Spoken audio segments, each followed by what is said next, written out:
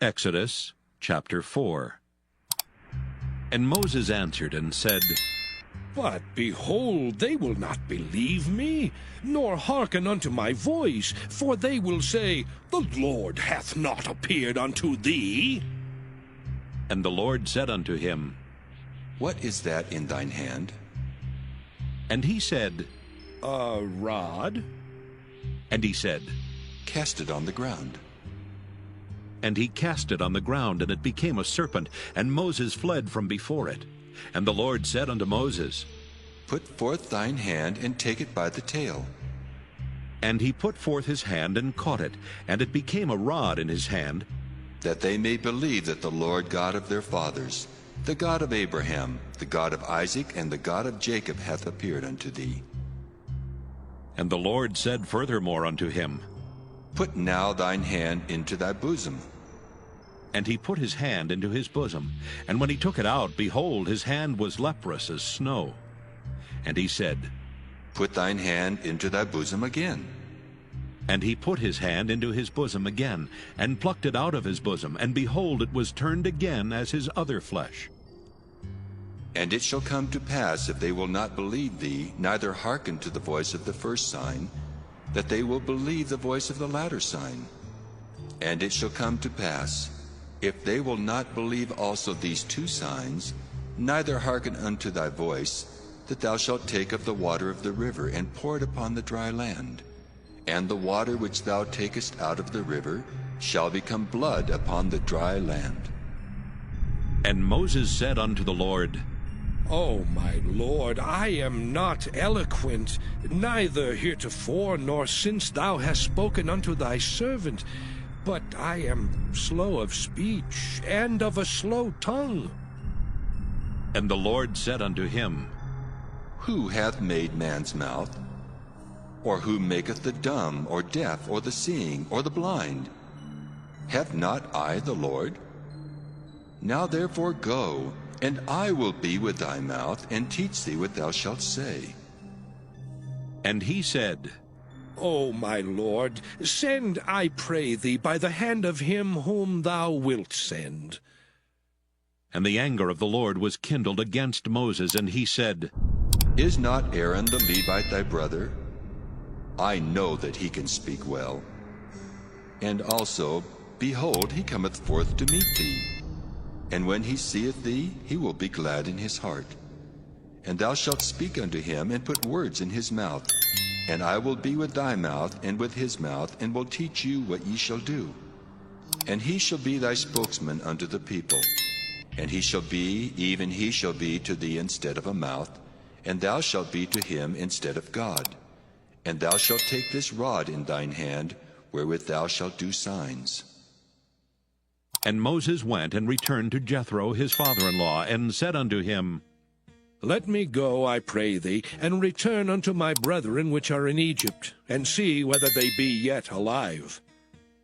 And Jethro said to Moses, Go in peace. And the Lord said unto Moses in Midian, Go, return into Egypt, for all the men are dead which sought thy life. And Moses took his wife and his sons, and set them upon an ass, and he returned to the land of Egypt. And Moses took the rod of God in his hand. And the Lord said unto Moses, When thou goest to return into Egypt, see that thou do all those wonders before Pharaoh which I put in thine hand. But I will harden his heart, that he shall not let the people go. And thou shalt say unto Pharaoh, Thus saith the Lord, Israel is my son, even my firstborn.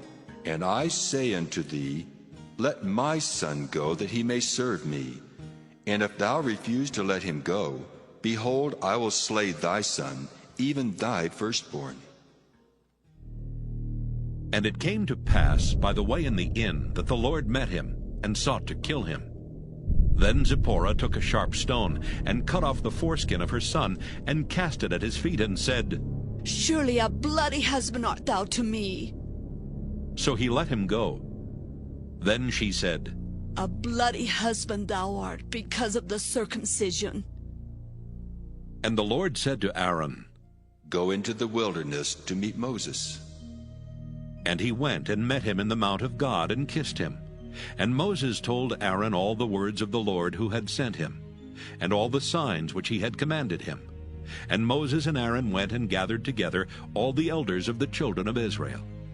And Aaron spake all the words which the Lord had spoken unto Moses, and did the signs in the sight of the people.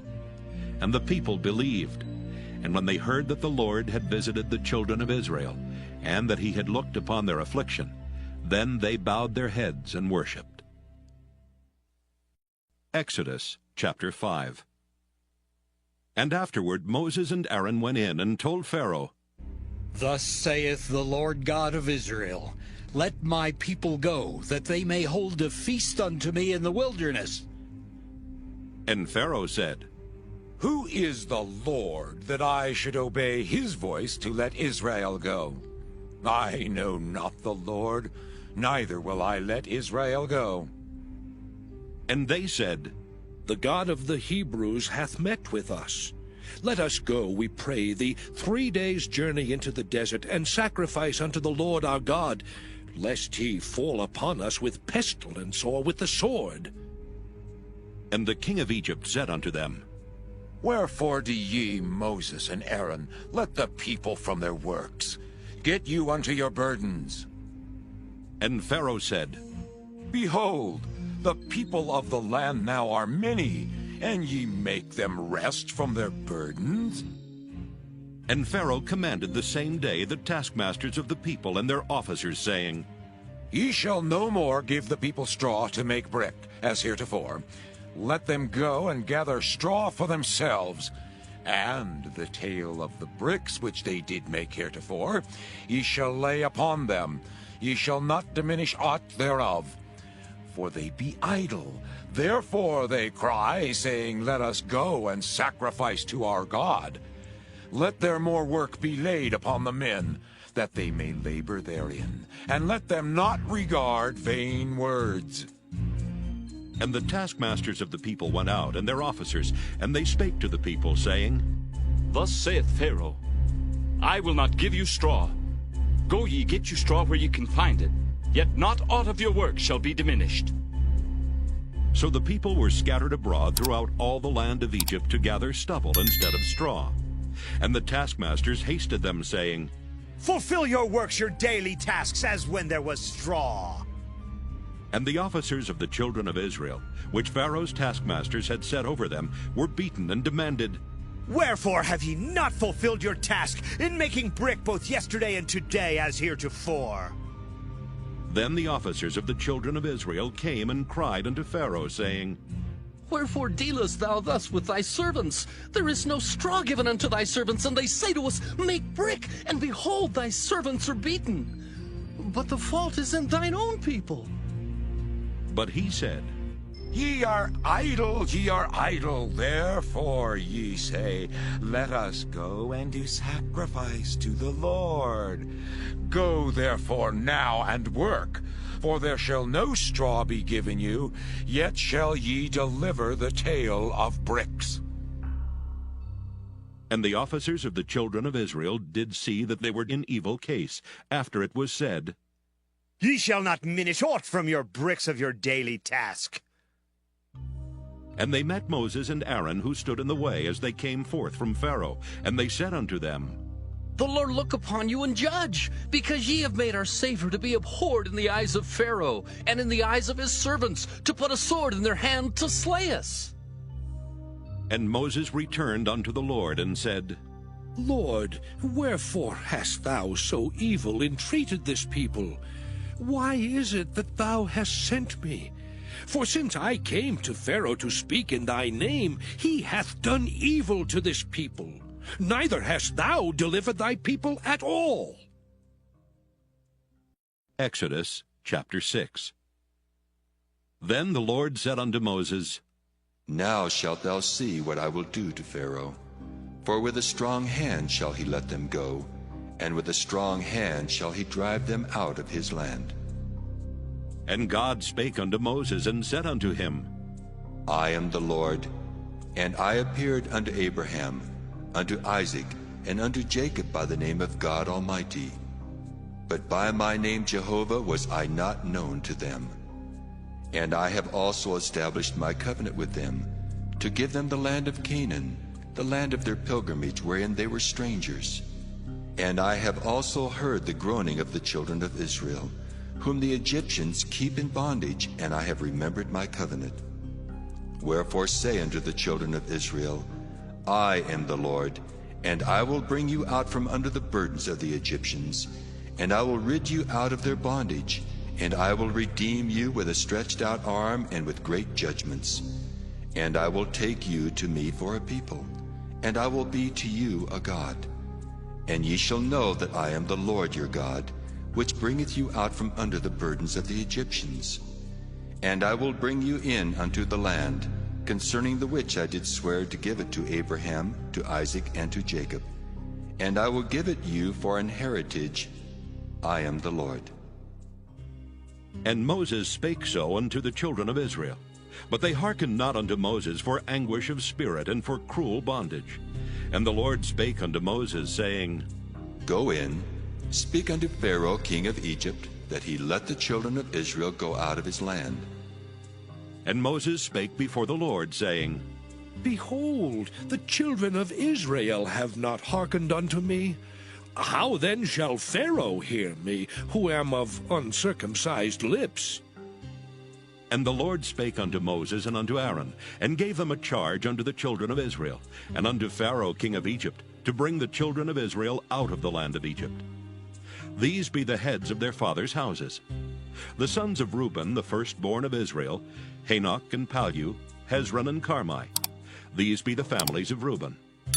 And the sons of Simeon, Jemuel and Jamin, and Ohad and Jachin, and Zohar and Shaul, the son of a Canaanitish woman. These are the families of Simeon. And these are the names of the sons of Levi according to their generations, Gershon and Kohath and Merari. And the years of the life of Levi were 137 years. The sons of Gershon, Libni and Shimei according to their families. And the sons of Kohath, Amram and Izhar and Hebron and Uzziel. And the years of the life of Kohath were 133 years. And the sons of Merari, Mahali and Mushi. These are the families of Levi according to their generations. And Amram took him Jochebed, his father's sister, to wife, and she bare him Aaron and Moses. And the years of the life of Amram were 137 years. And the sons of Izhar, Korah and Nepheg and Zichri. And the sons of Uzziel, Mishael and Elzaphan and Zithri. And Aaron took him Elisheba, daughter of Aminadab, sister of Naashon, to wife. And she bare him Nadab, and Abihu, Eleazar, and Ithamar. And the sons of Korah, Asher, and Elkanah, and Abisaph. These are the families of the Korhites. And Eleazar, Aaron's son, took him one of the daughters of Putiel to wife, and she bare him Phinehas. These are the heads of the fathers of the Levites according to their families. These are that Aaron and Moses, to whom the Lord said, Bring out the children of Israel from the land of Egypt, according to their armies. These are they which spake to Pharaoh king of Egypt, to bring out the children of Israel from Egypt. These are that Moses and Aaron. And it came to pass on the day when the Lord spake unto Moses in the land of Egypt, that the Lord spake unto Moses, saying, I am the Lord. Speak thou unto Pharaoh king of Egypt all that I say unto thee. And Moses said before the Lord, Lord, behold, I am of uncircumcised lips, and how shall Pharaoh hearken unto me? Exodus chapter 7. And the Lord said unto Moses, See, I have made thee a god to Pharaoh, and Aaron thy brother shall be thy prophet.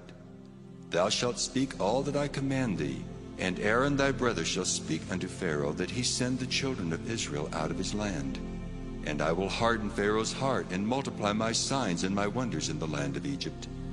But Pharaoh shall not hearken unto you, that I may lay my hand upon Egypt, and bring forth mine armies, and my people the children of Israel out of the land of Egypt by great judgments.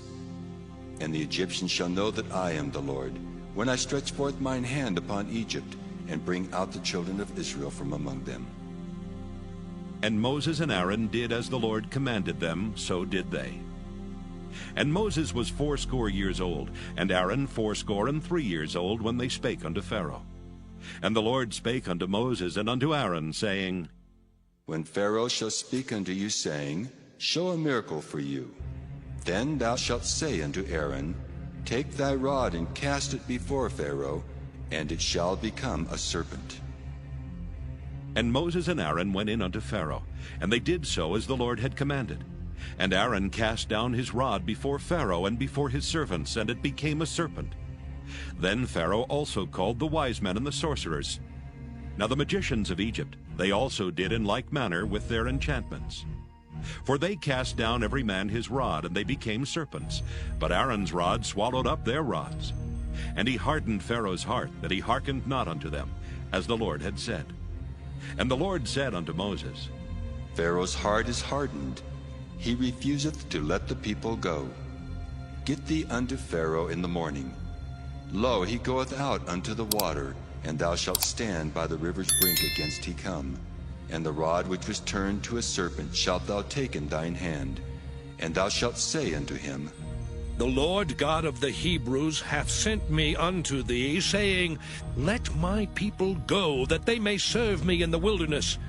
And behold, hitherto thou wouldst not hear. Thus saith the Lord, In this thou shalt know that I am the Lord.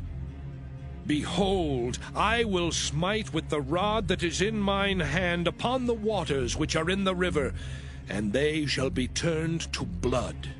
And the fish that is in the river shall die, and the river shall stink, and the Egyptians shall loathe to drink of the water of the river. And the Lord spake unto Moses, Say unto Aaron, Take thy rod and stretch out thine hand upon the waters of Egypt, upon their streams, upon their rivers, and upon their ponds, and upon all their pools of water, that they may become blood, and that there may be blood throughout all the land of Egypt, both in vessels of wood and in vessels of stone. And Moses and Aaron did so as the Lord commanded. And he lifted up the rod, and smote the waters that were in the river, in the sight of Pharaoh, and in the sight of his servants. And all the waters that were in the river were turned to blood. And the fish that was in the river died, and the river stank, and the Egyptians could not drink of the water of the river. And there was blood throughout all the land of Egypt. And the magicians of Egypt did so with their enchantments, and Pharaoh's heart was hardened, neither did he hearken unto them as the Lord had said. And Pharaoh turned and went into his house, neither did he set his heart to this also. And all the Egyptians digged round about the river for water to drink, for they could not drink of the water of the river. And 7 days were fulfilled after that the Lord had smitten the river. Exodus chapter 8. And the Lord spake unto Moses, Go unto Pharaoh, and say unto him, Thus saith the Lord, Let my people go, that they may serve me.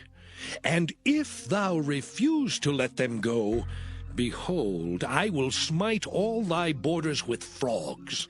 And the river shall bring forth frogs abundantly, which shall go up and come into thine house, and into thy bedchamber, and upon thy bed, and into the house of thy servants, and upon thy people, and into thine ovens, and into thy kneading troughs. And the frogs shall come up both on thee, and upon thy people, and upon all thy servants. And the Lord spake unto Moses, Say unto Aaron, Stretch forth thine hand with thy rod over the streams, over the rivers, and over the ponds, and cause frogs to come up upon the land of Egypt. And Aaron stretched out his hand over the waters of Egypt, and the frogs came up and covered the land of Egypt. And the magicians did so with their enchantments, and brought up frogs upon the land of Egypt. Then Pharaoh called for Moses and Aaron, and said, Entreat the Lord that he may take away the frogs from me and from my people, and I will let the people go, that they may do sacrifice unto the Lord. And Moses said unto Pharaoh, glory over me. When shall I entreat for thee, and for thy servants, and for thy people, to destroy the frogs from thee and thy houses, that they may remain in the river only? And he said, Tomorrow. And he said, Be it according to thy word, that thou mayest know that there is none like unto the Lord our God. And the frogs shall depart from thee, and from thy houses, and from thy servants, and from thy people. They shall remain in the river only. And Moses and Aaron went out from Pharaoh. And Moses cried unto the Lord because of the frogs which he had brought against Pharaoh. And the Lord did according to the word of Moses, and the frogs died out of the houses, out of the villages, and out of the fields. And they gathered them together upon heaps, and the land stank. But when Pharaoh saw that there was respite, he hardened his heart, and hearkened not unto them, as the Lord had said. And the Lord said unto Moses, Say unto Aaron, Stretch out thy rod, and smite the dust of the land, that it may become lice throughout all the land of Egypt. And they did so. For Aaron stretched out his hand with his rod, and smote the dust of the earth, and it became lice in man and in beast. All the dust of the land became lice throughout all the land of Egypt. And the magicians did so with their enchantments to bring forth lice, but they could not. So there were lice upon man and upon beast. Then the magician said unto Pharaoh, This is the finger of God. And Pharaoh's heart was hardened, and he hearkened not unto them, as the Lord had said. And the Lord said unto Moses, Rise up early in the morning, and stand before Pharaoh. Lo, he cometh forth to the water, and say unto him, Thus saith the Lord, Let my people go, that they may serve me. Else, if thou wilt not let my people go, behold, I will send swarms of flies upon thee, and upon thy servants, and upon thy people, and into thy houses. And the houses of the Egyptians shall be full of swarms of flies, and also the ground whereon they are. And I will sever in that day the land of Goshen, in which my people dwell, that no swarms of flies shall be there.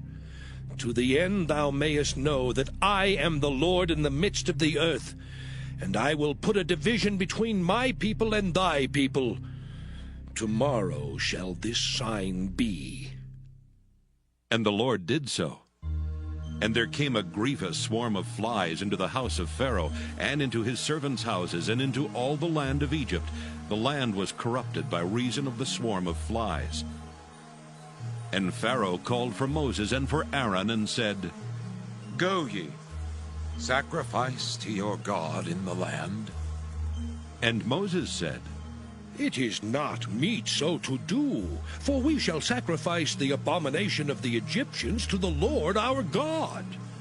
Lo, shall we sacrifice the abomination of the Egyptians before their eyes, and will they not stone us? We will go 3 days' journey into the wilderness, and sacrifice to the Lord our God, as he shall command us.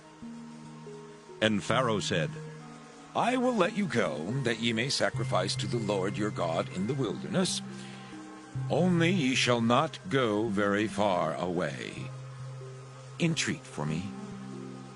And Moses said, Behold, I go out from thee, and I will entreat the Lord that the swarms of flies may depart from Pharaoh, from his servants, and from his people tomorrow.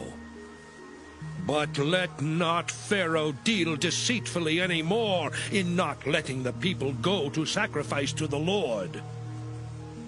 And Moses went out from Pharaoh and entreated the Lord. And the Lord did according to the word of Moses, and he removed the swarms of flies from Pharaoh, from his servants, and from his people. There remained not one. And Pharaoh hardened his heart at this time also, neither would he let the people go. Exodus chapter 9. Then the Lord said unto Moses, Go in unto Pharaoh, and tell him, Thus saith the Lord God of the Hebrews, Let my people go, that they may serve me. For if thou refuse to let them go, and wilt hold them still, Behold, the hand of the Lord is upon thy cattle which is in the field, upon the horses, upon the asses, upon the camels, upon the oxen, and upon the sheep. There shall be a very grievous murrain. And the Lord shall sever between the cattle of Israel and the cattle of Egypt, and there shall nothing die of all that is the children's of Israel. And the Lord appointed a set time, saying, Tomorrow the Lord shall do this thing in the land. And the Lord did that thing on the morrow, and all the cattle of Egypt died. But of the cattle of the children of Israel died not one. And Pharaoh sent, and behold, there was not one of the cattle of the Israelites dead.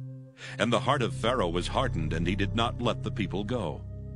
And the Lord said unto Moses and unto Aaron, Take to you handfuls of ashes of the furnace, and let Moses sprinkle it toward the heaven in the sight of Pharaoh. And it shall become small dust in all the land of Egypt, and shall be a boil breaking forth with blains upon man and upon beast, throughout all the land of Egypt. And they took ashes of the furnace and stood before Pharaoh. And Moses sprinkled it up toward heaven, and it became a boil breaking forth with blains upon man and upon beast. And the magicians could not stand before Moses because of the boils, for the boil was upon the magicians and upon all the Egyptians. And the Lord hardened the heart of Pharaoh, and he hearkened not unto them, as the Lord had spoken unto Moses. And the Lord said unto Moses, Rise up early in the morning, and stand before Pharaoh, and say unto him, Thus saith the Lord God of the Hebrews, Let my people go, that they may serve me. For I will at this time send all my plagues upon thine heart, and upon thy servants, and upon thy people, that thou mayest know that there is none like me in all the earth. For now I will stretch out my hand, that I may smite thee and thy people with pestilence, and thou shalt be cut off from the earth. And in very deed for this cause have I raised thee up, for to show in thee my power, and that my name may be declared throughout all the earth. As yet exaltest thou thyself against my people, that thou wilt not let them go? Behold, tomorrow, about this time, I will cause it to rain a very grievous hail, such as hath not been in Egypt since the foundation thereof, even until now. Send therefore now, and gather thy cattle, and all that thou hast in the field. For upon every man and beast which shall be found in the field, and shall not be brought home, the hail shall come down upon them, and they shall die. He that feared the word of the Lord among the servants of Pharaoh made his servants and his cattle flee into the houses. And he that regarded not the word of the Lord left his servants and his cattle in the field. And the Lord said unto Moses, Stretch forth thine hand toward heaven, that there may be hail in all the land of Egypt upon man and upon beast, and upon every herb of the field throughout the land of Egypt. And Moses stretched forth his rod toward heaven, and the Lord sent thunder and hail, and the fire ran along upon the ground. And the Lord rained hail upon the land of Egypt. So there was hail and fire mingled with the hail, very grievous, such as there was none like it in all the land of Egypt since it became a nation. And the hail smote throughout all the land of Egypt all that was in the field, both man and beast. And the hail smote every herb of the field, and brake every tree of the field. Only in the land of Goshen, where the children of Israel were, was there no hail. And Pharaoh sent and called for Moses and Aaron, and said unto them, I have sinned this time. The Lord is righteous, and I and my people are wicked. Entreat the Lord, for it is enough that there be no more mighty thunderings and hail, and I will let you go, and ye shall stay no longer. And Moses said unto him, As soon as I am gone out of the city, I will spread abroad my hands unto the Lord. And the thunder shall cease, neither shall there be any more hail, that thou mayest know how that the earth is the Lord's. But as for thee and thy servants, I know that ye will not yet fear the Lord God. And the flax and the barley was smitten, for the barley was in the ear, and the flax was bold. But the wheat and the rye were not smitten, for they were not grown up. And Moses went out of the city from Pharaoh, and spread abroad his hands unto the Lord. And the thunders and hail ceased, and the rain was not poured upon the earth.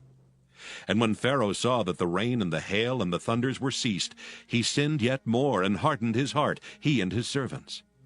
And the heart of Pharaoh was hardened, neither would he let the children of Israel go, as the Lord had spoken by Moses. Exodus chapter 10. And the Lord said unto Moses, Go in unto Pharaoh, for I have hardened his heart and the heart of his servants, that I might show these my signs before him, and that thou mayest tell in the ears of thy son, and of thy son's son, what things I have wrought in Egypt, and my signs which I have done among them, that ye may know how that I am the Lord. And Moses and Aaron came in unto Pharaoh, and said unto him, Thus saith the Lord God of the Hebrews, How long wilt thou refuse to humble thyself before me? Let my people go, that they may serve me.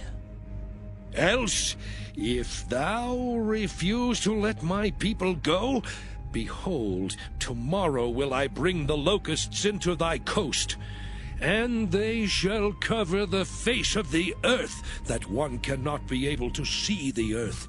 And they shall eat the residue of that which is escaped, which remaineth unto you from the hail, and shall eat every tree which groweth for you out of the field. And they shall fill thy houses, and the houses of all thy servants, and the houses of all the Egyptians, which neither thy fathers nor thy fathers' fathers have seen, since the day that they were upon the earth unto this day. And he turned himself and went out from Pharaoh. And Pharaoh's servants said unto him, How long shall this man be a snare to us? Let the men go, that they may serve the Lord their God. Knowest thou not yet that Egypt is destroyed? And Moses and Aaron were brought again unto Pharaoh, and he said unto them, Go, serve the Lord your God. But who are they that shall go? And Moses said, We will go with our young and with our old, with our sons and with our daughters, with our flocks and with our herds will we go, for we must hold a feast unto the Lord. And he said unto them, Let the Lord be so with you, as I will let you go. And your little ones, look to it, for evil is before you. Not so. Go now, ye that are men, and serve the Lord, for that ye did desire. And they were driven out from Pharaoh's presence. And the Lord said unto Moses, Stretch out thine hand over the land of Egypt, for the locusts, that they may come up upon the land of Egypt, and eat every herb of the land, even all that the hail hath left. And Moses stretched forth his rod over the land of Egypt, and the Lord brought an east wind upon the land all that day, and all that night. And when it was morning, the east wind brought the locusts. And the locusts went up over all the land of Egypt, and rested in all the coasts of Egypt. Very grievous were they. Before them there were no such locusts as they, neither after them shall be such. For they covered the face of the whole earth, so that the land was darkened. And they did eat every herb of the land, and all the fruit of the trees which the hail had left.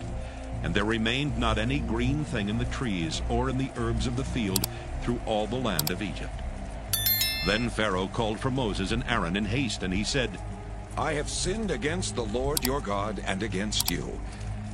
Now therefore forgive, I pray thee, my sin only this once, and entreat the Lord your God, that he may take away from me this death only. And he went out from Pharaoh, and entreated the Lord. And the Lord turned a mighty strong west wind, which took away the locusts, and cast them into the Red Sea. There remained not one locust in all the coasts of Egypt. But the Lord hardened Pharaoh's heart, so that he would not let the children of Israel go. And the Lord said unto Moses, Stretch out thine hand toward heaven, that there may be darkness over the land of Egypt, even darkness which may be felt. And Moses stretched forth his hand toward heaven, and there was a thick darkness in all the land of Egypt 3 days. They saw not one another, neither rose any from his place for 3 days. But all the children of Israel had light in their dwellings. And Pharaoh called unto Moses and said, Go ye, serve the Lord, only let your flocks and your herds be stayed. Let your little ones also go with you. And Moses said, Thou must give us also sacrifices and burnt offerings, that we may sacrifice unto the Lord our God. Our cattle also shall go with us. There shall not an hoof be left behind. For thereof must we take to serve the Lord our God. And we know not with what we must serve the Lord until we come thither. But the Lord hardened Pharaoh's heart, and he would not let them go. And Pharaoh said unto him, Get thee from me! Take heed to thyself, see my face no more, for in that day thou seest my face, thou shalt die. And Moses said, Thou hast spoken well. I will see thy face again no more. Exodus chapter 11. And the Lord said unto Moses, Yet will I bring one plague more upon Pharaoh and upon Egypt. Afterwards he will let you go hence. When he shall let you go, he shall surely thrust you out hence altogether. Speak now in the ears of the people, and let every man borrow of his neighbor, and every woman of her neighbor, jewels of silver and jewels of gold. And the Lord gave the people favor in the sight of the Egyptians. Moreover, the man Moses was very great in the land of Egypt, in the sight of Pharaoh's servants, and in the sight of the people. And Moses said, Thus saith the Lord, About midnight will I go out into the midst of Egypt, and all the firstborn in the land of Egypt shall die, from the firstborn of Pharaoh that sitteth upon his throne, even unto the firstborn of the maidservant that is behind the mill, and all the firstborn of beasts. And there shall be a great cry throughout all the land of Egypt, such as there was none like it, nor shall be like it any more. But against any of the children of Israel shall not a dog move his tongue, against man or beast, that ye may know how that the Lord doth put a difference between the Egyptians and Israel. And all these thy servants shall come down unto me, and bow down themselves unto me, saying, Get thee out, and all the people that follow thee. And after that I will go out. And he went out from Pharaoh in a great anger. And the Lord said unto Moses, Pharaoh shall not hearken unto you, that my wonders may be multiplied in the land of Egypt. And Moses and Aaron did all these wonders before Pharaoh. And the Lord hardened Pharaoh's heart, so that he would not let the children of Israel go out of his land. Exodus chapter 12. And the Lord spake unto Moses and Aaron in the land of Egypt, saying, This month shall be unto you the beginning of months. It shall be the first month of the year to you. Speak ye unto all the congregation of Israel, saying, In the 10th day of this month they shall take to them every man a lamb, according to the house of their fathers, a lamb for an house.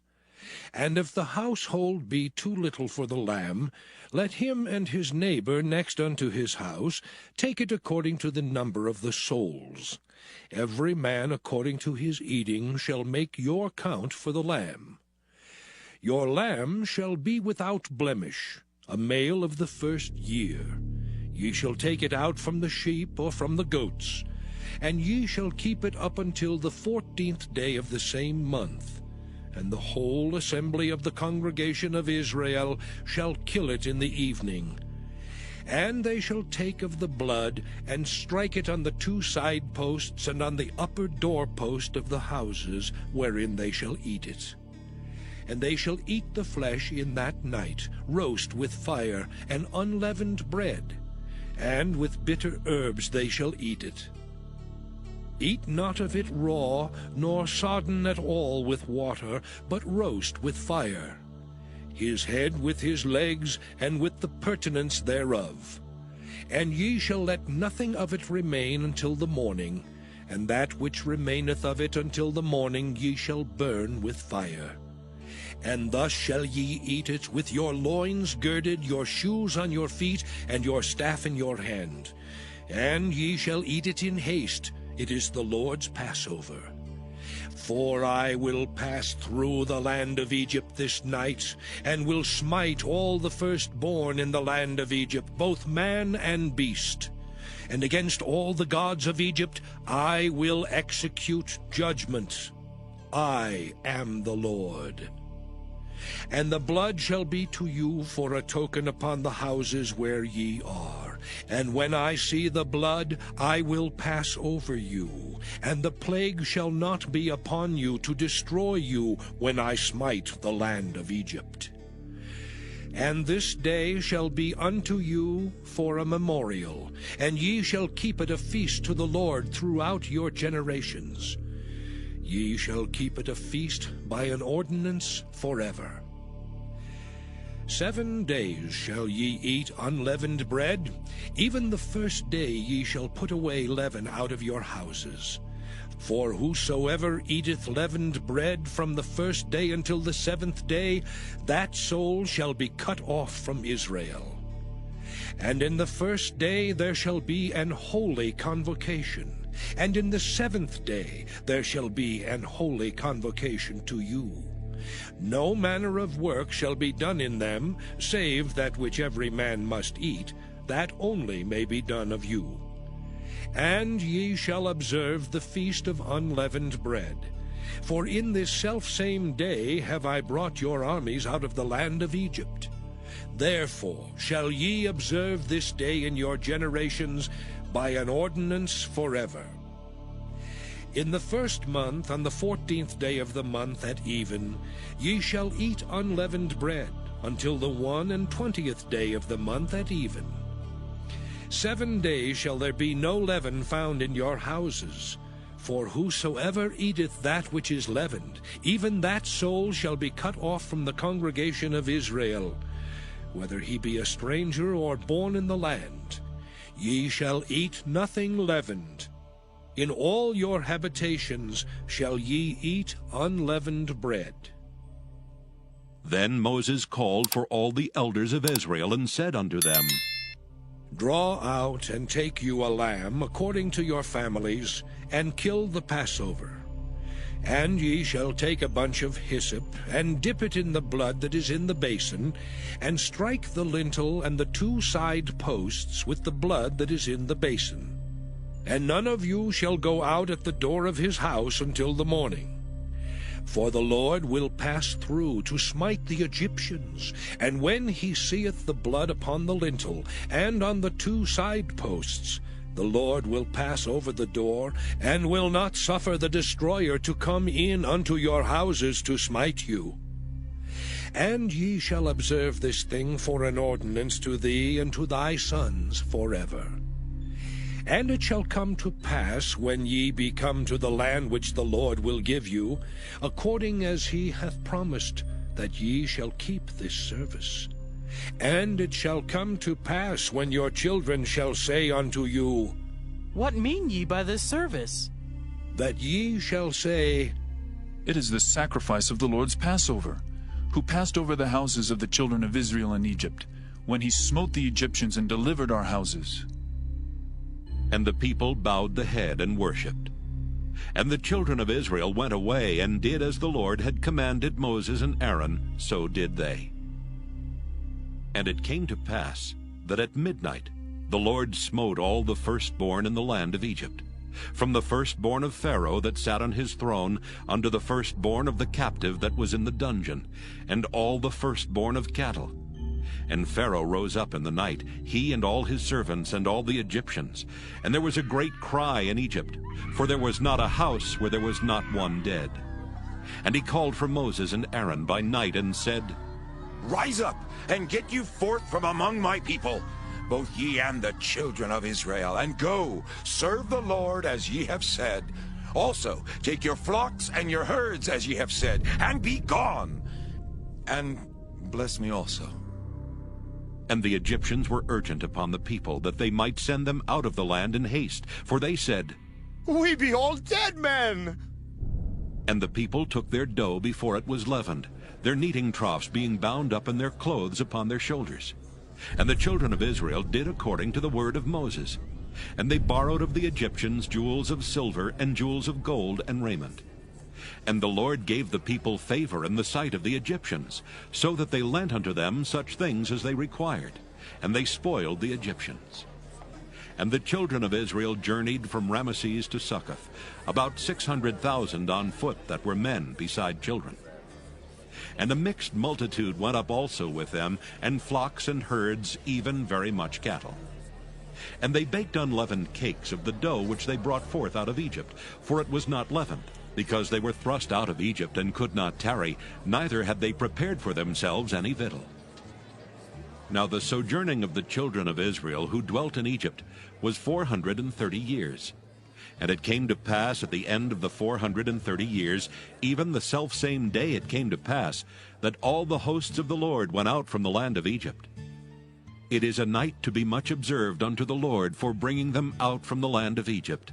This is that night of the Lord to be observed of all the children of Israel in their generations. And the Lord said unto Moses and Aaron, This is the ordinance of the Passover. There shall no stranger eat thereof, but every man's servant that is bought for money, when thou hast circumcised him, then shall he eat thereof. A foreigner and an hired servant shall not eat thereof. In one house shall it be eaten. Thou shalt not carry forth aught of the flesh abroad out of the house, neither shall ye break a bone thereof. All the congregation of Israel shall keep it. And when a stranger shall sojourn with thee, and will keep the Passover to the Lord, let all his males be circumcised, and then let him come near and keep it. And he shall be as one that is born in the land, for no uncircumcised person shall eat thereof. One law shall be to him that is homeborn, and unto the stranger that sojourneth among you. Thus did all the children of Israel. As the Lord commanded Moses and Aaron, so did they. And it came to pass the selfsame day that the Lord did bring the children of Israel out of the land of Egypt by their armies. Exodus chapter 13. And the Lord spake unto Moses, saying, Sanctify unto me all the firstborn, whatsoever openeth the womb among the children of Israel, both of man and of beast, it is mine. And Moses said unto the people, Remember this day in which ye came out from Egypt, out of the house of bondage. For by strength of hand the Lord brought you out from this place. There shall no leavened bread be eaten. This day came ye out in the month Abib. And it shall be, when the Lord shall bring thee into the land of the Canaanites, and the Hittites, and the Amorites, and the Hivites, and the Jebusites, which he sware unto thy fathers to give thee, a land flowing with milk and honey, that thou shalt keep this service in this month. 7 days thou shalt eat unleavened bread, and in the 7th day shall be a feast to the Lord. Unleavened bread shall be eaten 7 days, and there shall no leavened bread be seen with thee, neither shall there be leaven seen with thee in all thy quarters. And thou shalt show thy son in that day, saying, This is done because of that which the Lord did unto me when I came forth out of Egypt. And it shall be for a sign unto thee upon thine hand, and for a memorial between thine eyes, that the Lord's law may be in thy mouth. For with a strong hand hath the Lord brought thee out of Egypt. Thou shalt therefore keep this ordinance in his season from year to year. And it shall be, when the Lord shall bring thee into the land of the Canaanites, as he sware unto thee and to thy fathers, and shall give it thee, that thou shalt set apart unto the Lord all that openeth the matrix, and every firstling that cometh of a beast which thou hast, the males shall be the Lord's. And every firstling of an ass thou shalt redeem with a lamb. And if thou wilt not redeem it, then thou shalt break his neck. And all the firstborn of man among thy children shalt thou redeem. And it shall be, when thy son asketh thee in time to come, saying, What is this? that thou shalt say unto him, By strength of hand the Lord brought us out from Egypt, from the house of bondage. And it came to pass, when Pharaoh would hardly let us go, that the Lord slew all the firstborn in the land of Egypt, both the firstborn of man and the firstborn of beast. Therefore I sacrifice to the Lord all that open the matrix, being males. But all the firstborn of my children I redeem. And it shall be for a token upon thine hand, and for frontlets between thine eyes. For by strength of hand the Lord brought us forth out of Egypt. And it came to pass, when Pharaoh had let the people go, that God led them not through the way of the land of the Philistines, although that was near. For God said, Lest peradventure the people repent when they see war, and they return to Egypt. But God led the people about through the way of the wilderness of the Red Sea, and the children of Israel went up harnessed out of the land of Egypt. And Moses took the bones of Joseph with him, for he had straitly sworn the children of Israel, saying, God will surely visit you, and ye shall carry up my bones away hence with you. And they took their journey from Succoth, and encamped in Etham in the edge of the wilderness. And the Lord went before them by day in a pillar of a cloud, to lead them the way, and by night in a pillar of fire, to give them light, to go by day and night.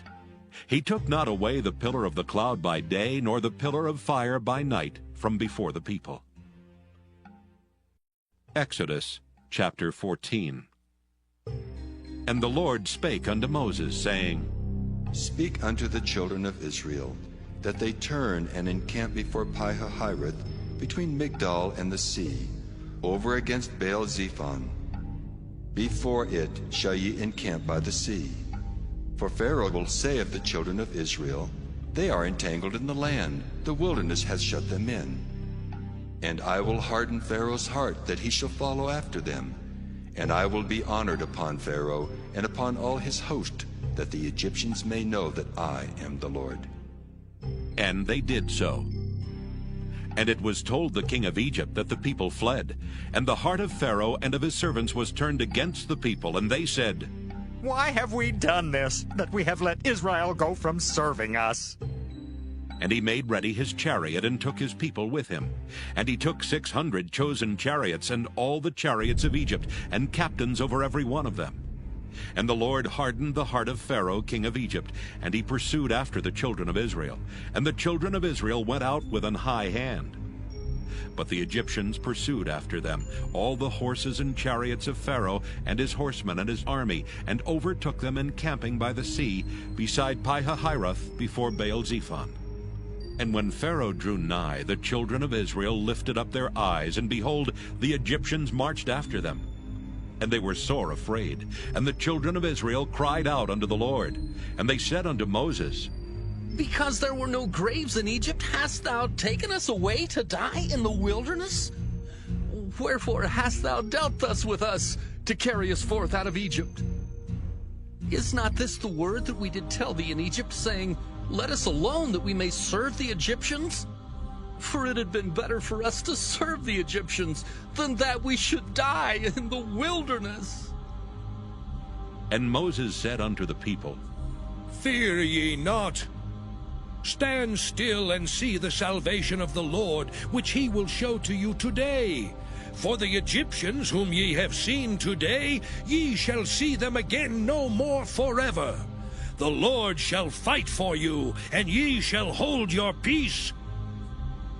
And the Lord said unto Moses, Wherefore criest thou unto me? speak unto the children of Israel that they go forward. But lift thou up thy rod, and stretch out thine hand over the sea, and divide it. And the children of Israel shall go on dry ground through the midst of the sea.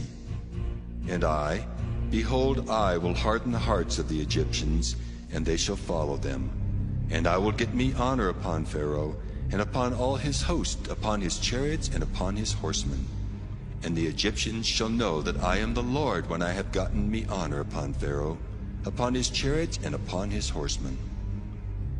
And the angel of God, which went before the camp of Israel, removed and went behind them.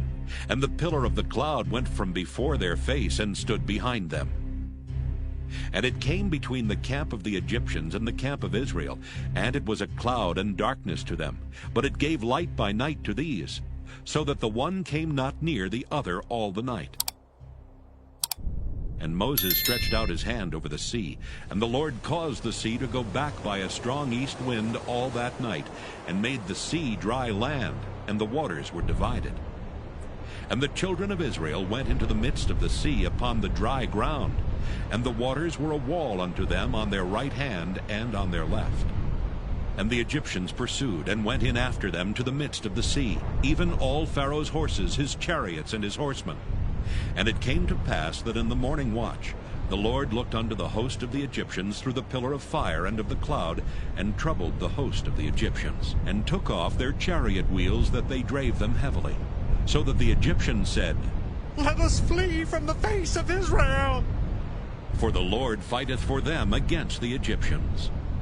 And the Lord said unto Moses, Stretch out thine hand over the sea, that the waters may come again upon the Egyptians, upon their chariots, and upon their horsemen. And Moses stretched forth his hand over the sea, and the sea returned to his strength when the morning appeared. And the Egyptians fled against it, and the Lord overthrew the Egyptians in the midst of the sea. And the waters returned and covered the chariots and the horsemen, and all the host of Pharaoh that came into the sea after them. There remained not so much as one of them. But the children of Israel walked upon dry land in the midst of the sea, and the waters were a wall unto them on their right hand and on their left. Thus the Lord saved Israel that day out of the hand of the Egyptians. And Israel saw the Egyptians dead upon the seashore. And Israel saw that great work which the Lord did upon the Egyptians. And the people feared the Lord, and believed the Lord and his servant Moses. Exodus chapter 15. Then sang Moses and the children of Israel this song unto the Lord, and spake, saying, I will sing unto the Lord, for he hath triumphed gloriously. The horse and his rider hath he thrown into the sea. The Lord is my strength and song, and he is become my salvation. He is my God, and I will prepare him an habitation, my father's God, and I will exalt him. The Lord is a man of war, the Lord is his name. Pharaoh's chariots and his host hath he cast into the sea. His chosen captains also are drowned in the Red Sea. The depths have covered them, they sank into the bottom as a stone. Thy right hand, O Lord, is become glorious in power. Thy right hand, O Lord, hath dashed in pieces the enemy. And in the greatness of thine excellency, thou hast overthrown them that rose up against thee. Thou sentest forth thy wrath, which consumed them as stubble. And with a blast of thy nostrils the waters were gathered together. The flood stood upright as an heap, and the depths were congealed in the heart of the sea. The enemy said, I will pursue, I will overtake, I will divide the spoil. My lust shall be satisfied upon them. I will draw my sword, my hand shall destroy them. Thou didst blow with thy wind, the sea covered them, they sank as lead in the mighty waters. Who is like unto thee, O Lord, among the gods? Who is like thee, glorious in holiness, fearful in praises, doing wonders? Thou stretchest out thy right hand, the earth swallowed them. Thou in thy mercy hast led forth the people which thou hast redeemed. Thou hast guided them in thy strength unto thy holy habitation. The people shall hear and be afraid. Sorrow shall take hold on the inhabitants of Palestina. Then the dukes of Edom shall be amazed. The mighty men of Moab, trembling shall take hold upon them. All the inhabitants of Canaan shall melt away. Fear and dread shall fall upon them. By the greatness of thine arm, they shall be as still as a stone. Till thy people pass over, O Lord, till the people pass over which thou hast purchased. Thou shalt bring them in and plant them in the mountain of thine inheritance, in the place, O Lord, which thou hast made for thee to dwell in the sanctuary, O Lord, which thy hands have established. The Lord shall reign forever and ever. For the horse of Pharaoh went in with his chariots and with his horsemen into the sea, and the Lord brought again the waters of the sea upon them. But the children of Israel went on dry land in the midst of the sea.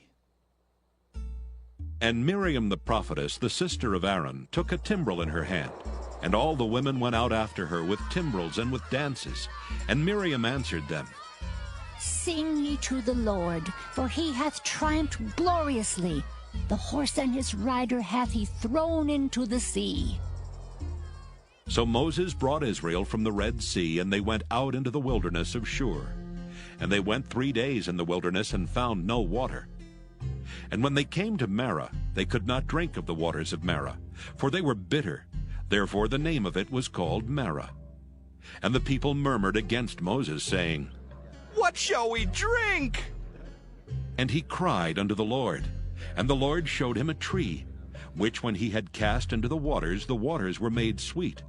There he made for them a statute and an ordinance, and there he proved them, and said, If thou wilt diligently hearken to the voice of the Lord thy God, and wilt do that which is right in his sight, and wilt give ear to his commandments, and keep all his statutes, I will put none of these diseases upon thee, which I have brought upon the Egyptians. For I am the Lord that healeth thee. And they came to Elim, where were 12 wells of water, and 70 palm trees, and they encamped there by the waters. Exodus chapter 16. And they took their journey from Elim, and all the congregation of the children of Israel came unto the wilderness of Sin, which is between Elim and Sinai, on the 15th day of the 2nd month after their departing out of the land of Egypt.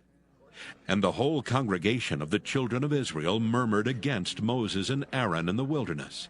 And the children of Israel said unto them, Would to God we had died by the hand of the Lord in the land of Egypt, when we sat by the flesh pots, and when we did eat bread to the full. For ye have brought us forth into this wilderness to kill this whole assembly with hunger.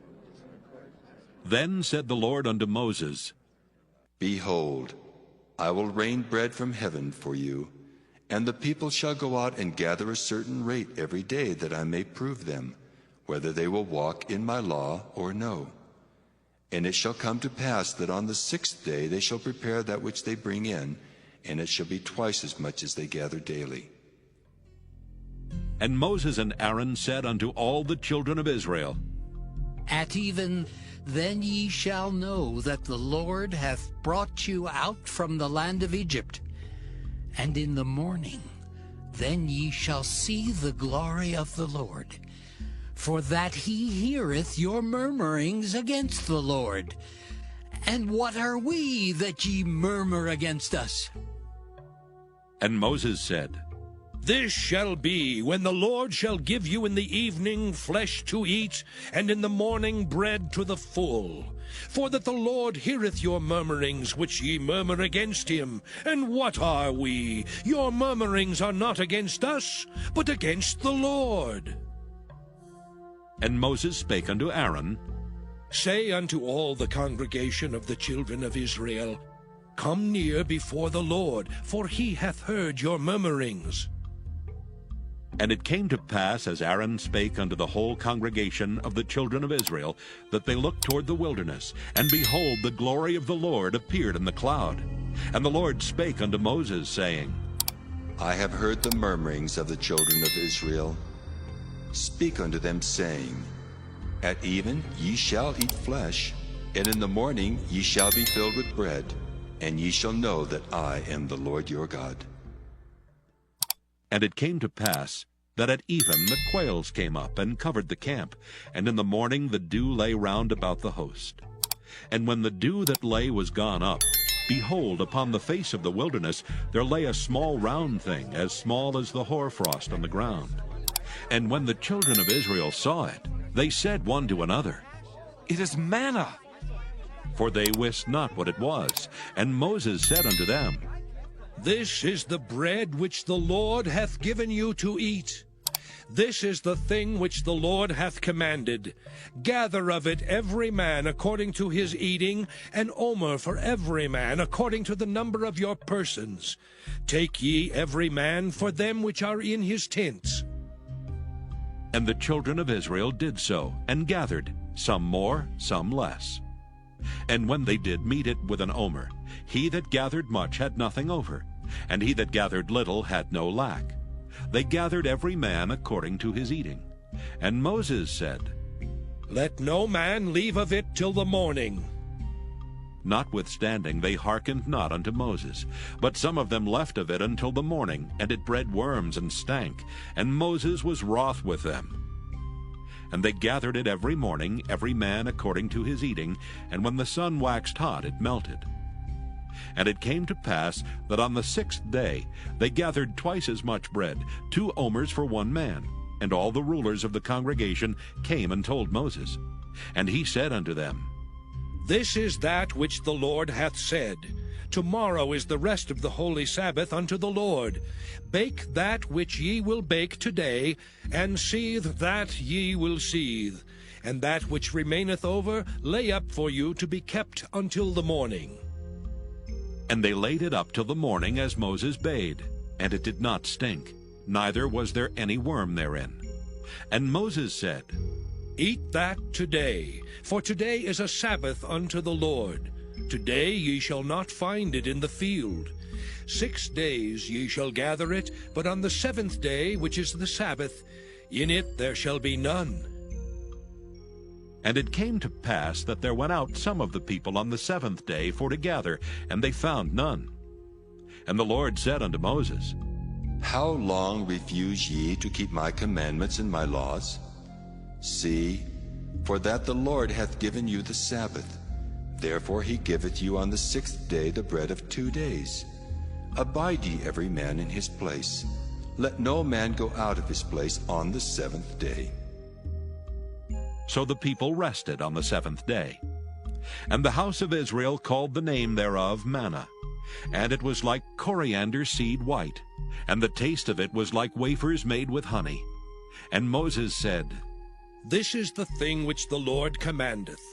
Fill an omer of it to be kept for your generations, that they may see the bread wherewith I have fed you in the wilderness, when I brought you forth from the land of Egypt.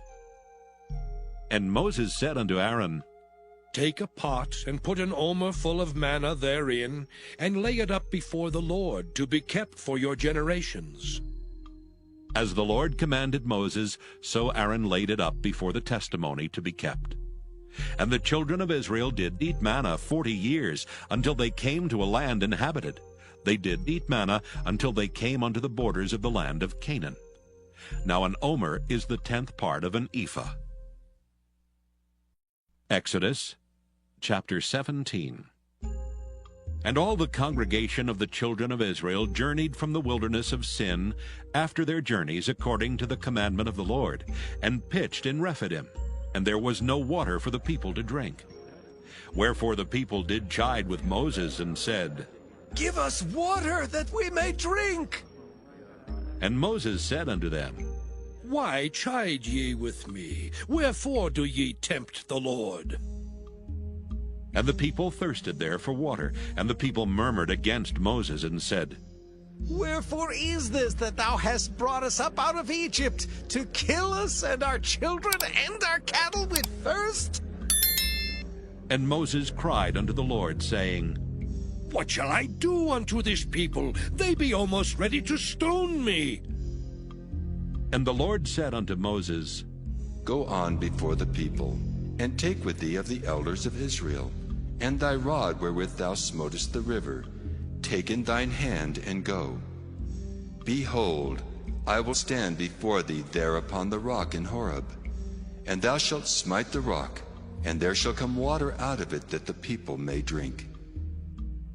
And Moses did so in the sight of the elders of Israel.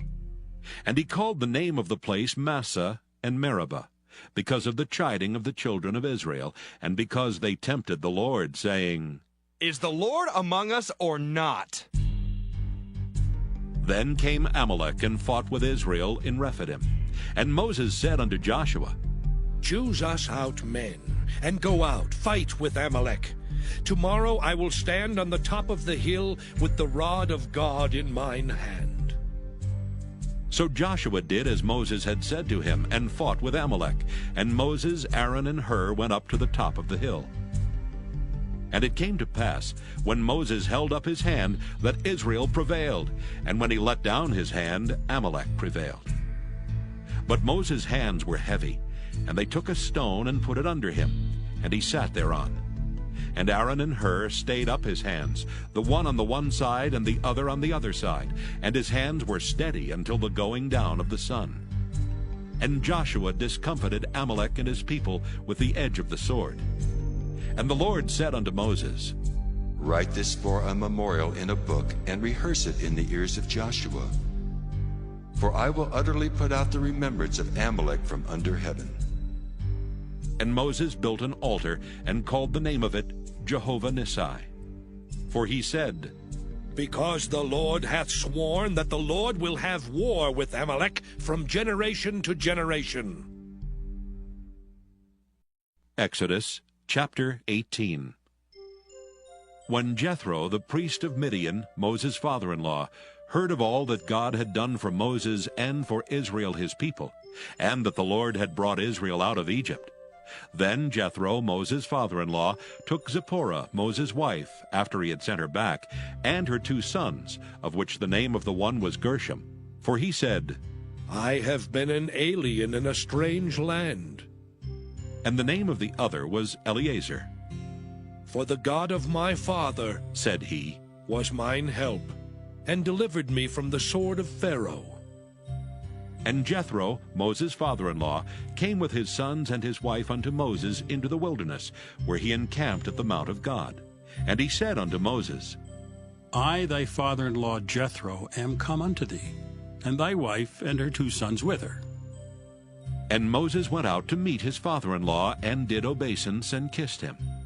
And they asked each other of their welfare, and they came into the tent. And Moses told his father-in-law all that the Lord had done unto Pharaoh and to the Egyptians for Israel's sake, and all the travail that had come upon them by the way, and how the Lord delivered them. And Jethro rejoiced for all the goodness which the Lord had done to Israel, whom he had delivered out of the hand of the Egyptians.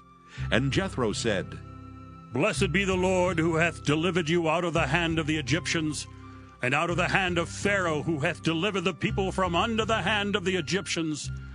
Now I know that the Lord is greater than all gods, for in the thing wherein they dealt proudly he was above them. And Jethro, Moses' father-in-law, took a burnt offering and sacrifices for God. And Aaron came, and all the elders of Israel, to eat bread with Moses' father-in-law before God. And it came to pass on the morrow that Moses sat to judge the people, and the people stood by Moses from the morning unto the evening. And when Moses' father-in-law saw all that he did to the people, he said, What is this thing that thou doest to the people? Why sittest thou thyself alone, and all the people stand by thee from morning until even? And Moses said unto his father-in-law, Because the people come unto me to inquire of God. When they have a matter, they come unto me, and I judge between one and another, and I do make them know the statutes of God and his laws. And Moses' father-in-law said unto him, The thing that thou doest is not good. Thou wilt surely wear away both thou and this people that is with thee. For this thing is too heavy for thee. Thou art not able to perform it thyself alone. Hearken now unto my voice. I will give thee counsel, and God shall be with thee. Be thou for the people to Godward, that thou mayest bring the causes unto God. And thou shalt teach them ordinances and laws, and shalt show them the way wherein they must walk, and the work that they must do. Moreover, thou shalt provide out of all the people able men such as fear God, men of truth, hating covetousness, and place such over them to be rulers of thousands, and rulers of hundreds, rulers of 50s, and rulers of 10s. And let them judge the people at all seasons. And it shall be that every great matter they shall bring unto thee, but every small matter they shall judge. So shall it be easier for thyself, and they shall bear the burden with thee. If thou shalt do this thing, and God command thee so, then thou shalt be able to endure, and all this people shall also go to their place in peace. So Moses hearkened to the voice of his father-in-law, and did all that he had said. And Moses chose able men out of all Israel, and made them heads over the people, rulers of thousands, rulers of hundreds, rulers of 50s, and rulers of 10s. And they judged the people at all seasons. The hard causes they brought unto Moses, but every small matter they judged themselves. And Moses let his father-in-law depart, and he went his way into his own land. Exodus chapter 19. In the 3rd month, when the children of Israel were gone forth out of the land of Egypt, the same day came they into the wilderness of Sinai. For they were departed from Rephidim, and were come to the desert of Sinai, and had pitched in the wilderness. And there Israel camped before the mount. And Moses went up unto God, and the Lord called unto him out of the mountain, saying, Thus shalt thou say to the house of Jacob, and tell the children of Israel, Ye have seen what I did unto the Egyptians, and how I bare you on eagle's wings, and brought you unto myself. Now therefore, if ye will obey my voice indeed, and keep my covenant, then ye shall be a peculiar treasure unto me above all people, for all the earth is mine. And ye shall be unto me a kingdom of priests, and an holy nation. These are the words which thou shalt speak unto the children of Israel. And Moses came and called for the elders of the people, and laid before their faces all these words which the Lord commanded him. And all the people answered together and said, All that the Lord hath spoken, we will do. And Moses returned the words of the people unto the Lord. And the Lord said unto Moses, Lo, I come unto thee in a thick cloud, that the people may hear when I speak with thee, and believe thee forever. And Moses told the words of the people unto the Lord. And the Lord said unto Moses, Go unto the people, and sanctify them today and tomorrow, and let them wash their clothes, and be ready against the 3rd day. For the 3rd day the Lord will come down in the sight of all the people upon Mount Sinai. And thou shalt set bounds unto the people round about, saying, Take heed to yourselves that ye go not up into the mount, or touch the border of it. Whosoever toucheth the mount shall be surely put to death. There shall not an hand touch it, but he shall surely be stoned or shot through. Whether it be beast or man, it shall not live. When the trumpet soundeth long, they shall come up to the mount. And Moses went down from the mount unto the people, and sanctified the people, and they washed their clothes. And he said unto the people, Be ready against the 3rd day, come not at your wives. And it came to pass on the 3rd day in the morning, that there were thunders and lightnings, and a thick cloud upon the mount, and the voice of the trumpet exceeding loud, so that all the people that was in the camp trembled. And Moses brought forth the people out of the camp to meet with God, and they stood at the nether part of the mount.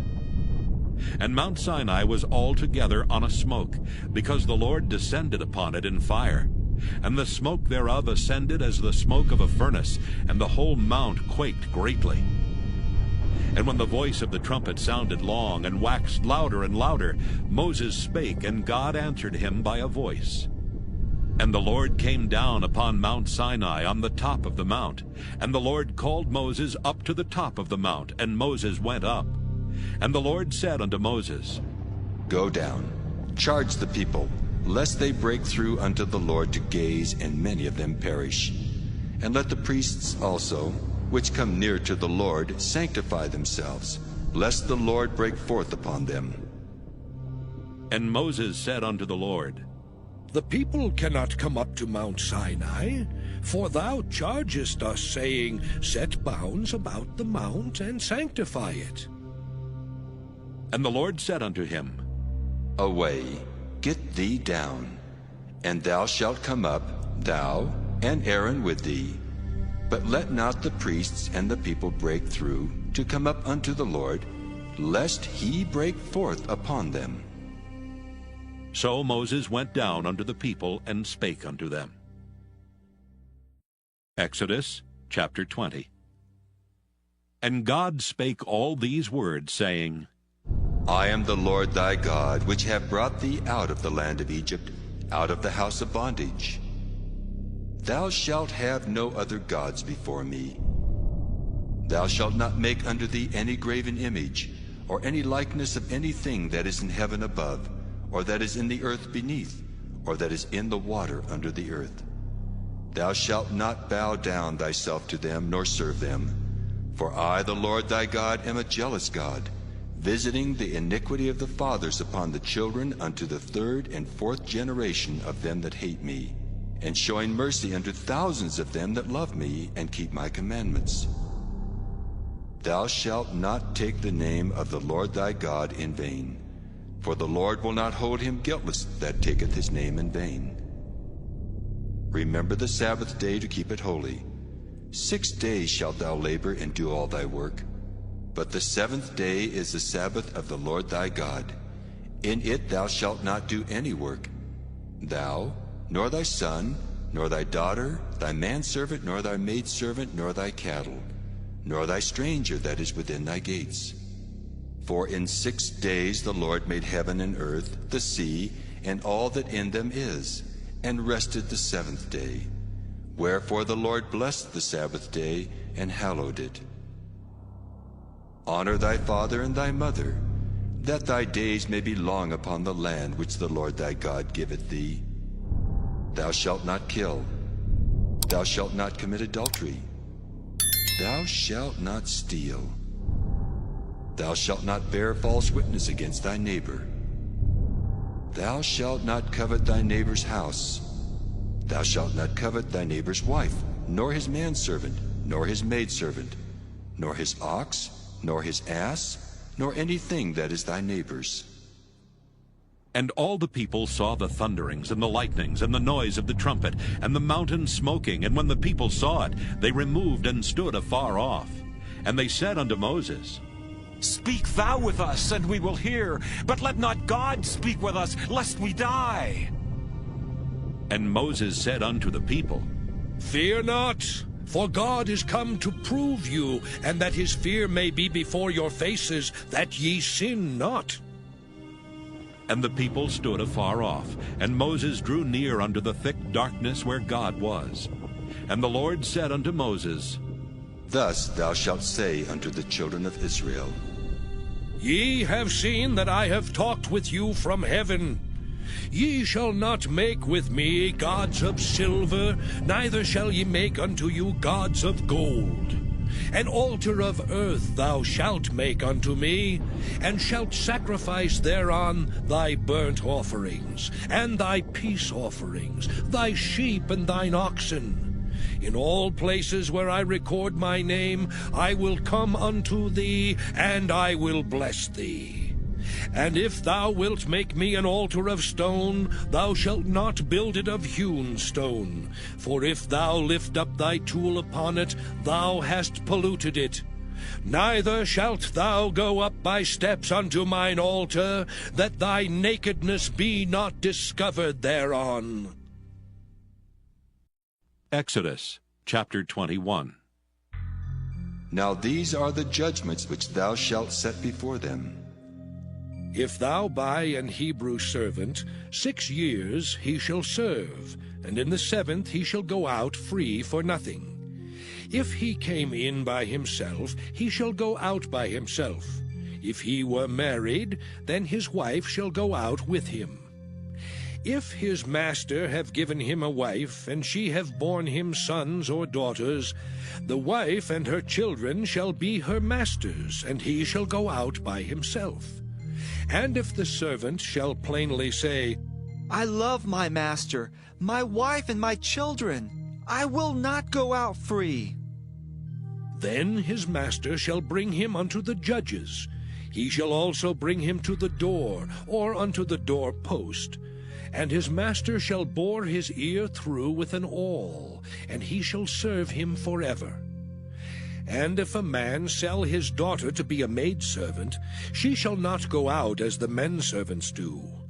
If she please not her master, who hath betrothed her to himself, then shall he let her be redeemed. To sell her unto a strange nation he shall have no power, seeing he hath dealt deceitfully with her. And if he have betrothed her unto his son, he shall deal with her after the manner of daughters. If he take him another wife, her food, her raiment, and her duty of marriage shall he not diminish. And if he do not these three unto her, then shall she go out free without money. He that smiteth a man so that he die shall be surely put to death. And if a man lie not in wait, but God deliver him into his hand, then I will appoint thee a place whither he shall flee. But if a man come presumptuously upon his neighbor, to slay him with guile, thou shalt take him from mine altar, that he may die. And he that smiteth his father or his mother shall be surely put to death. And he that stealeth a man and selleth him, or if he be found in his hand, he shall surely be put to death. And he that curseth his father or his mother shall surely be put to death. And if men strive together, and one smite another with a stone, or with his fist, and he die not, but keepeth his bed, if he rise again, and walk abroad upon his staff, then shall he that smote him be quit. Only he shall pay for the loss of his time, and shall cause him to be thoroughly healed. And if a man smite his servant or his maid with a rod, and he die under his hand, he shall be surely punished. Notwithstanding, if he continue a day or two, he shall not be punished, for he is his money. If men strive and hurt a woman with child, so that her fruit depart from her, and yet no mischief follow, he shall be surely punished according as the woman's husband will lay upon him, and he shall pay as the judges determine. And if any mischief follow, then thou shalt give life for life, eye for eye, tooth for tooth, hand for hand, foot for foot, burning for burning, wound for wound, stripe for stripe. And if a man smite the eye of his servant, or the eye of his maid, that it perish, he shall let him go free for his eye's sake. And if he smite out his manservant's tooth, or his maidservant's tooth, he shall let him go free for his tooth's sake. If an ox gore a man or a woman, that they die, then the ox shall be surely stoned, and his flesh shall not be eaten, but the owner of the ox shall be quit.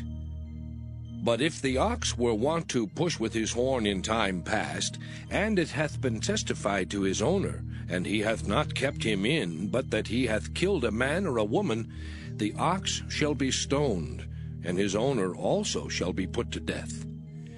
If there be laid on him a sum of money, then he shall give for the ransom of his life whatsoever is laid upon him. Whether he have gored a son, or have gored a daughter, according to this judgment shall it be done unto him. If the ox shall push a manservant or a maidservant, he shall give unto their master 30 shekels of silver, and the ox shall be stoned. And if a man shall open a pit, or if a man shall dig a pit and not cover it, and an ox or an ass fall therein, the owner of the pit shall make it good, and give money unto the owner of them, and the dead beast shall be his. And if one man's ox hurt another's, that he die, then they shall sell the live ox, and divide the money of it, and the dead ox also they shall divide. Or if it be known that the ox hath used to push in time past, and his owner hath not kept him in, he shall surely pay ox for ox, and the dead shall be his own. Exodus chapter 22. If a man shall steal an ox or a sheep, and kill it or sell it, he shall restore 5 oxen for an ox, and 4 sheep for a sheep. If a thief be found breaking up, and be smitten that he die, there shall no blood be shed for him. If the sun be risen upon him, there shall be blood shed for him, for he should make full restitution. If he have nothing, then he shall be sold for his theft. If the theft be certainly found in his hand alive, whether it be ox or ass or sheep, he shall restore double. If a man shall cause a field or vineyard to be eaten, and shall put in his beast, and shall feed in another man's field, of the best of his own field and of the best of his own vineyard shall he make restitution. If fire break out and catch in thorns, so that the stacks of corn or the standing corn or the field be consumed therewith, he that kindled the fire shall surely make restitution. If a man shall deliver unto his neighbor money or stuff to keep, and it be stolen out of the man's house, if the thief be found, let him pay double.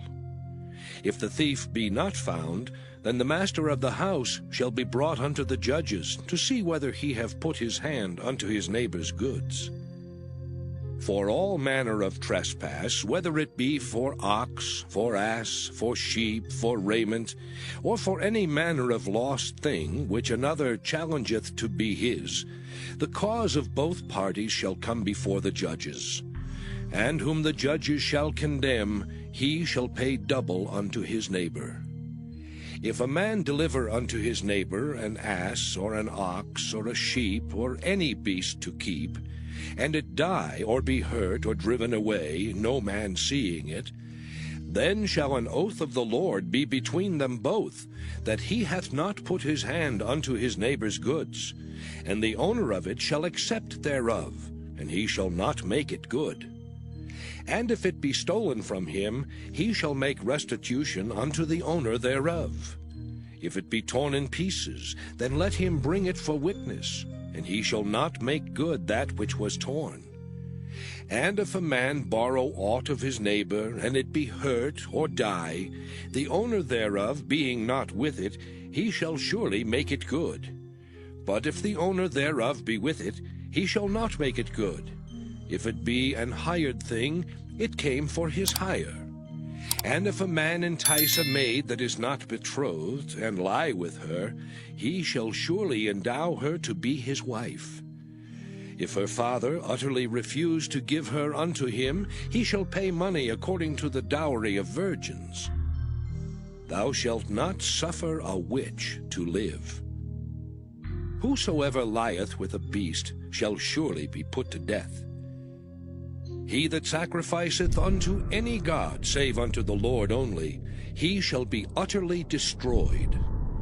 Thou shalt neither vex a stranger nor oppress him, for ye were strangers in the land of Egypt. Ye shall not afflict any widow or fatherless child. If thou afflict them in any wise, and they cry at all unto me, I will surely hear their cry. And my wrath shall wax hot, and I will kill you with the sword, and your wives shall be widows, and your children fatherless. If thou lend money to any of my people that is poor by thee, thou shalt not be to him as an usurer, neither shalt thou lay upon him usury. If thou at all take thy neighbor's raiment to pledge, thou shalt deliver it unto him by that the sun goeth down. For that is his covering only, it is his raiment for his skin. Wherein shall he sleep? And it shall come to pass, when he crieth unto me, that I will hear, for I am gracious. Thou shalt not revile the gods, nor curse the ruler of thy people. Thou shalt not delay to offer the first of thy ripe fruits and of thy liquors. the firstborn of thy sons shalt thou give unto me. Likewise shalt thou do with thine oxen and with thy sheep. 7 days it shall be with his dam. On the 8th day thou shalt give it me. And ye shall be holy men unto me. Neither shall ye eat any flesh that is torn of beasts in the field. Ye shall cast it to the dogs. Exodus chapter 23. Thou shalt not raise a false report. Put not thine hand with the wicked to be an unrighteous witness. Thou shalt not follow a multitude to do evil. Neither shalt thou speak in a cause to decline after many to wrest judgment. Neither shalt thou countenance a poor man in his cause. If thou meet thine enemy's ox or his ass going astray, thou shalt surely bring it back to him again. If thou see the ass of him that hateth thee lying under his burden, and wouldest forbear to help him, thou shalt surely help with him. Thou shalt not wrest the judgment of thy poor in his cause. Keep thee far from a false matter, and the innocent and righteous slay thou not, for I will not justify the wicked. And thou shalt take no gift, for the gift blindeth the wise, and perverteth the words of the righteous. Also thou shalt not oppress a stranger, for ye know the heart of a stranger, seeing ye were strangers in the land of Egypt. And 6 years thou shalt sow thy land, and shalt gather in the fruits thereof. But the 7th year thou shalt let it rest and lie still, that the poor of thy people may eat. And what they leave the beasts of the field shall eat. In like manner thou shalt deal with thy vineyard and with thy oliveyard. 6 days thou shalt do thy work, and on the 7th day thou shalt rest. That thine ox and thine ass may rest, and the son of thy handmaid, and the stranger may be refreshed. And in all things that I have said unto you be circumspect. And make no mention of the name of other gods, neither let it be heard out of thy mouth. 3 times thou shalt keep a feast unto me in the year. Thou shalt keep the feast of unleavened bread. Thou shalt eat unleavened bread 7 days, as I commanded thee in the time appointed of the month Abib. For in it thou camest out from Egypt, and none shall appear before me empty. And the feast of harvest, the first fruits of thy labors, which thou hast sown in the field. And the feast of ingathering, which is in the end of the year, when thou hast gathered in thy labors out of the field. 3 times in the year all thy males shall appear before the Lord God. Thou shalt not offer the blood of my sacrifice with leavened bread, neither shall the fat of my sacrifice remain until the morning. The first of the firstfruits of thy land thou shalt bring into the house of the Lord thy God. Thou shalt not see the kid in his mother's milk. Behold, I send an angel before thee to keep thee in the way, and to bring thee into the place which I have prepared. Beware of him, and obey his voice. Provoke him not, for he will not pardon your transgressions, for my name is in him. But if thou shalt indeed obey his voice, and do all that I speak, then I will be an enemy unto thine enemies, and an adversary unto thine adversaries. For mine angel shall go before thee, and bring thee in unto the Amorites and the Hittites and the Perizzites, and the Canaanites and Hivites and the Jebusites, and I will cut them off. Thou shalt not bow down to their gods, nor serve them, nor do after their works, but thou shalt utterly overthrow them, and quite break down their images. And ye shall serve the Lord your God, and he shall bless thy bread and thy water, and I will take sickness away from the midst of thee. There shall nothing cast their young, nor be barren in thy land. The number of thy days I will fulfill. I will send my fear before thee, and will destroy all the people to whom thou shalt come, and I will make all thine enemies turn their backs unto thee. And I will send hornets before thee, which shall drive out the Hivite, the Canaanite, and the Hittite from before thee. I will not drive them out from before thee in 1 year, lest the land become desolate, and the beast of the field multiply against thee. By little and little I will drive them out from before thee, until thou be increased and inherit the land.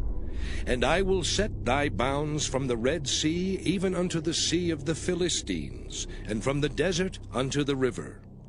For I will deliver the inhabitants of the land into your hand, and thou shalt drive them out before thee. Thou shalt make no covenant with them, nor with their gods. They shall not dwell in thy land, lest they make thee sin against me. For if thou serve their gods, it will surely be a snare unto thee. Exodus chapter 24. And he said unto Moses, Come up unto the Lord, thou and Aaron, Nadab and Abihu, and 70 of the elders of Israel, and worship ye afar off. And Moses alone shall come near the Lord. But they shall not come nigh, neither shall the people go up with him. And Moses came and told the people all the words of the Lord, and all the judgments. And all the people answered with one voice, and said, All the words which the Lord hath said will we do. And Moses wrote all the words of the Lord, and rose up early in the morning, and builded an altar under the hill, and 12 pillars, according to the 12 tribes of Israel. And he sent young men of the children of Israel, which offered burnt offerings, and sacrificed peace offerings of oxen unto the Lord. And Moses took half of the blood, and put it in basins, and half of the blood he sprinkled on the altar. And he took the book of the covenant, and read in the audience of the people, and they said, All that the Lord hath said will we do, and be obedient. And Moses took the blood, and sprinkled it on the people, and said, Behold the blood of the covenant, which the Lord hath made with you concerning all these words. Then went up Moses and Aaron, Nadab and Abihu, and 70 of the elders of Israel. And they saw the God of Israel. And there was under his feet as it were a paved work of a sapphire stone, and as it were the body of heaven in his clearness. And upon the nobles of the children of Israel he laid not his hand. Also they saw God, and did eat and drink. And the Lord said unto Moses, Come up to me into the mount, and be there, and I will give thee tables of stone, and a law and commandments which I have written, that thou mayest teach them. And Moses rose up, and his minister Joshua. And Moses went up into the mount of God. And he said unto the elders, Tarry ye here for us, until we come again unto you. And behold, Aaron and Hur are with you. If any man have any matters to do, let him come unto them. And Moses went up into the mount, and a cloud covered the mount. And the glory of the Lord abode upon Mount Sinai, and the cloud covered it 6 days. And the 7th day he called unto Moses out of the midst of the cloud. And the sight of the glory of the Lord was like devouring fire on the top of the mount in the eyes of the children of Israel. And Moses went into the midst of the cloud, and gat him up into the mount. And Moses was in the mount 40 days and 40 nights. Exodus chapter 25. And the Lord spake unto Moses, saying, Speak unto the children of Israel, that they bring me an offering. Of every man that giveth it willingly with his heart, ye shall take my offering. And this is the offering which ye shall take of them.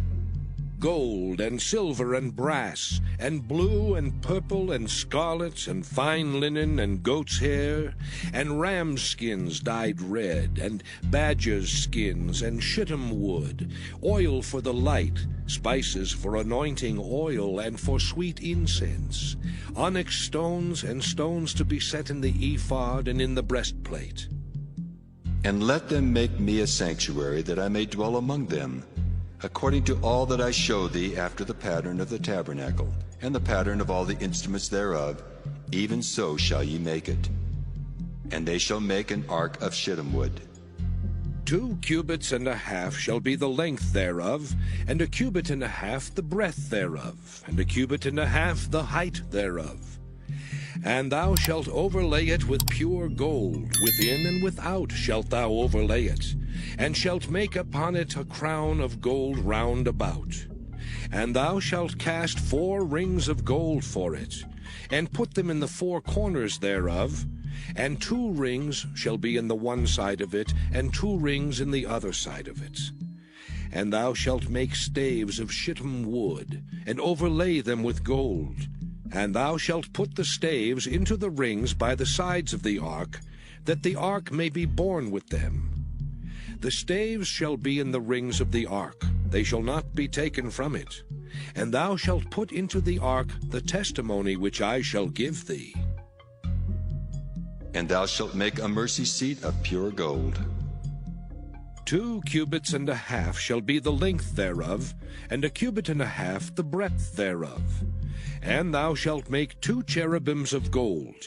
Of beaten work shalt thou make them, in the 2 ends of the mercy seat. And make 1 cherub on the one end, and the other cherub on the other end. Even of the mercy seat shall ye make the cherubims on the 2 ends thereof. And the cherubims shall stretch forth their wings on high, covering the mercy seat with their wings, and their faces shall look one to another. Toward the mercy seat shall the faces of the cherubims be. And thou shalt put the mercy seat above upon the ark, and in the ark thou shalt put the testimony that I shall give thee. And there I will meet with thee, and I will commune with thee from above the mercy seat, from between the 2 cherubims which are upon the ark of the testimony, of all things which I will give thee in commandment unto the children of Israel. Thou shalt also make a table of shittim wood. 2 cubits shall be the length thereof, and a cubit the breadth thereof, and a cubit and a half the height thereof. And thou shalt overlay it with pure gold, and make thereto a crown of gold round about. And thou shalt make unto it a border of an hand breadth round about, and thou shalt make a golden crown to the border thereof round about. And thou shalt make for it 4 rings of gold, and put the rings in the 4 corners that are on the 4 feet thereof. Over against the border shall the rings be for places of the staves to bear the table. And thou shalt make the staves of shittim wood, and overlay them with gold, that the table may be borne with them. And thou shalt make the dishes thereof, and spoons thereof, and covers thereof, and bowls thereof, to cover withal. Of pure gold shalt thou make them. And thou shalt set upon the table showbread before me alway. And thou shalt make a candlestick of pure gold. Of beaten work shall the candlestick be made, his shaft and his branches, his bowls, his knops and his flowers shall be of the same. And 6 branches shall come out of the sides of it, 3 branches of the candlestick out of the one side, and 3 branches of the candlestick out of the other side. 3 bowls made like unto almonds, with a knop and a flower in one branch, and 3 bowls made like almonds in the other branch, with a knop and a flower, so in the 6 branches that come out of the candlestick. And in the candlestick shall be 4 bowls made like unto almonds, with their knops and their flowers. And there shall be a knop under 2 branches of the same, and a knop under 2 branches of the same, and a knop under 2 branches of the same, according to the 6 branches that proceed out of the candlestick. Their knops and their branches shall be of the same. All it shall be one beaten work of pure gold. And thou shalt make the 7 lamps thereof, and they shall light the lamps thereof, that they may give light over against it. And the tongs thereof, and the snuff dishes thereof, shall be of pure gold. Of a talent of pure gold shall he make it, with all these vessels. And look that thou make them after their pattern, which was showed thee in the mount. Exodus chapter 26. Moreover thou shalt make the tabernacle. with 10 curtains of fine twined linen, and blue, and purple, and scarlet. With cherubims of cunning work shalt thou make them. The length of one curtain shall be 28 cubits, and the breadth of one curtain 4 cubits, and every one of the curtains shall have one measure. The 5 curtains shall be coupled together one to another, and other 5 curtains shall be coupled one to another. And thou shalt make loops of blue upon the edge of the one curtain from the selvage in the coupling, and likewise shalt thou make in the uttermost edge of another curtain in the coupling of the second. 50 loops shalt thou make in the one curtain, and 50 loops shalt thou make in the edge of the curtain that is in the coupling of the second, that the loops may take hold one of another. And thou shalt make 50 taches of gold, and couple the curtains together with the taches, and it shall be one tabernacle. And thou shalt make curtains of goat's hair to be a covering upon the tabernacle. 11 curtains shalt thou make. The length of one curtain shall be 30 cubits, and the breadth of one curtain 4 cubits, and the 11 curtains shall be all of one measure. And thou shalt couple 5 curtains by themselves, and 6 curtains by themselves, and shalt double the 6th curtain in the forefront of the tabernacle. And thou shalt make 50 loops on the edge of the one curtain that is outmost in the coupling, and 50 loops in the edge of the curtain which coupleth the second. And thou shalt make 50 taches of brass, and put the taches into the loops, and couple the tent together, that it may be one. And the remnant that remaineth of the curtains of the tent, the half curtain that remaineth, shall hang over the backside of the tabernacle. And a cubit on the one side, and a cubit on the other side of that which remaineth in the length of the curtains of the tent, it shall hang over the sides of the tabernacle on this side and on that side, to cover it. And thou shalt make a covering for the tent of rams' skins dyed red, and a covering above of badgers' skins. And thou shalt make boards for the tabernacle of shittim wood standing up. 10 cubits shall be the length of a board, and a cubit and a half shall be the breadth of one board. 2 tenons shall there be in one board, set in order one against another. Thus shalt thou make for all the boards of the tabernacle. And thou shalt make the boards for the tabernacle, 20 boards on the south side southward. And thou shalt make 40 sockets of silver under the 20 boards, 2 sockets under one board for his 2 tenons, and 2 sockets under another board for his 2 tenons. And for the second side of the tabernacle, on the north side, there shall be 20 boards, and there 40 sockets of silver, 2 sockets under one board, and 2 sockets under another board. And for the sides of the tabernacle westward thou shalt make 6 boards, and 2 boards shalt thou make for the corners of the tabernacle in the 2 sides. And they shall be coupled together beneath, and they shall be coupled together above the head of it unto one ring. Thus shall it be for them both. They shall be for the 2 corners. And they shall be 8 boards, and their sockets of silver 16 sockets, 2 sockets under one board, and 2 sockets under another board. And thou shalt make bars of shittim wood, 5 for the boards of the one side of the tabernacle, and 5 bars for the boards of the other side of the tabernacle, and 5 bars for the boards of the side of the tabernacle for the 2 sides westward. And the middle bar in the midst of the boards shall reach from end to end. And thou shalt overlay the boards with gold, and make their rings of gold for places for the bars. And thou shalt overlay the bars with gold. And thou shalt rear up the tabernacle according to the fashion thereof which was showed thee in the mount. And thou shalt make a veil of blue, and purple, and scarlet, and fine twined linen of cunning work. With cherubims shall it be made. And thou shalt hang it upon 4 pillars of shittim wood overlaid with gold. Their hooks shall be of gold upon the 4 sockets of silver. And thou shalt hang up the veil under the taches, that thou mayest bring in thither within the veil the ark of the testimony. And the veil shall divide unto you between the holy place and the most holy. And thou shalt put the mercy seat upon the ark of the testimony in the most holy place. And thou shalt set the table without the veil, and the candlestick over against the table on the side of the tabernacle toward the south. And thou shalt put the table on the north side.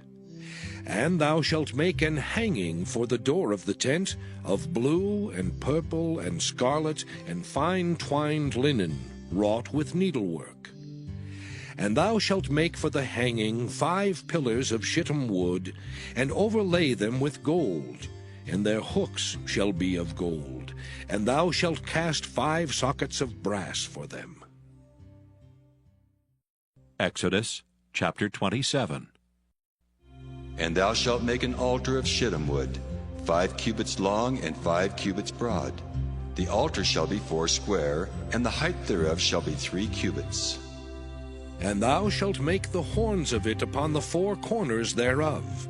His horns shall be of the same, and thou shalt overlay it with brass. And thou shalt make his pans to receive his ashes, and his shovels, and his basins, and his flesh hooks, and his fire pans. All the vessels thereof thou shalt make of brass. And thou shalt make for it a grate of network of brass. And upon the net shalt thou make 4 brazen rings in the 4 corners thereof.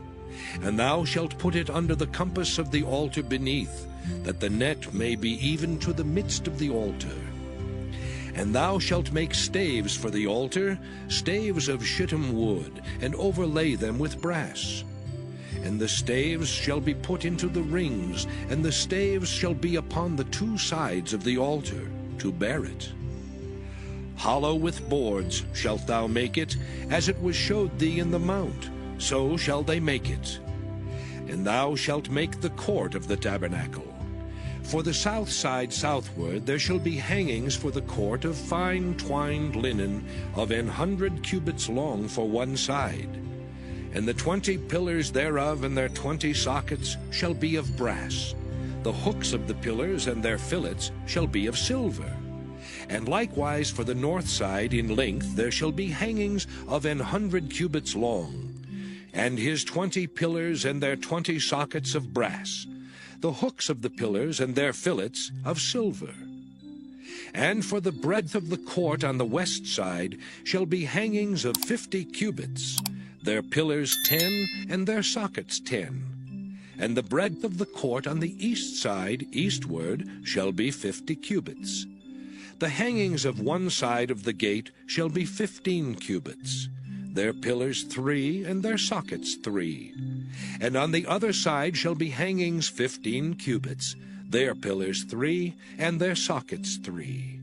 And for the gate of the court shall be an hanging of 20 cubits, of blue and purple and scarlet and fine twined linen, wrought with needlework. And their pillars shall be 4, and their sockets 4. All the pillars round about the court shall be filleted with silver. Their hooks shall be of silver, and their sockets of brass. The length of the court shall be 100 cubits, and the breadth 50 everywhere, and the height 5 cubits of fine twined linen, and their sockets of brass. All the vessels of the tabernacle in all the service thereof, and all the pins thereof, and all the pins of the court shall be of brass. And thou shalt command the children of Israel that they bring thee pure olive oil beaten for the light, to cause the lamp to burn always. In the tabernacle of the congregation without the veil, which is before the testimony, Aaron and his sons shall order it from evening to morning before the Lord. It shall be a statute forever unto their generations on the behalf of the children of Israel. Exodus chapter 28. And take thou unto thee Aaron thy brother and his sons with him from among the children of Israel, that he may minister unto me in the priest's office. Even Aaron, Nadab and Abihu, Eleazar and Ithamar, Aaron's sons. And thou shalt make holy garments for Aaron thy brother, for glory and for beauty.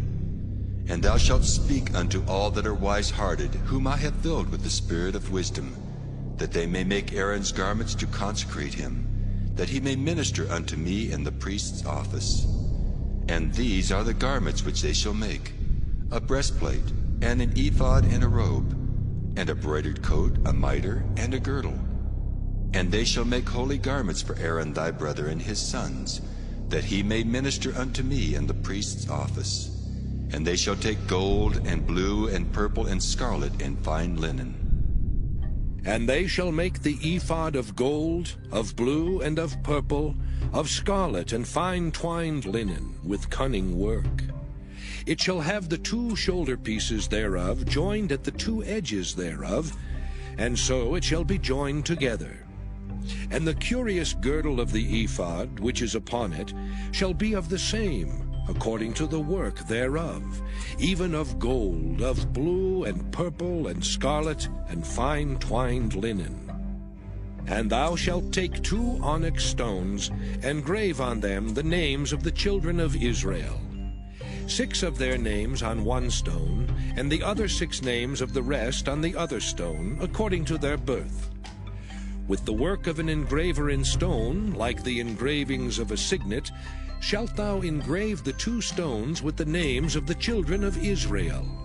Thou shalt make them to be set in ouches of gold.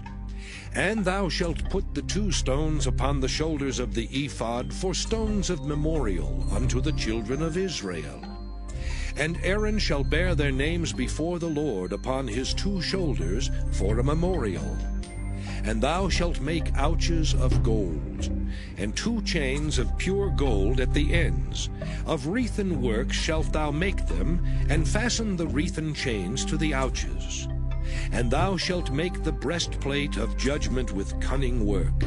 After the work of the ephod thou shalt make it. Of gold, of blue, and of purple, and of scarlet, and of fine twined linen shalt thou make it. 4 square it shall be, being doubled. A span shall be the length thereof, and a span shall be the breadth thereof. And thou shalt set it in settings of stones, even 4 rows of stones. The first row shall be a sardius, a topaz, and a carbuncle. This shall be the first row.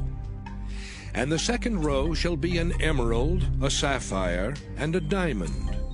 And the third row a ligure, an agate, and an amethyst. And the 4th row a beryl, and an onyx, and a jasper. They shall be set in gold in their enclosings. And the stones shall be with the names of the children of Israel, 12, according to their names, like the engravings of a signet. Every one with his name shall they be according to the 12 tribes. And thou shalt make upon the breastplate chains at the ends of wreathen work of pure gold.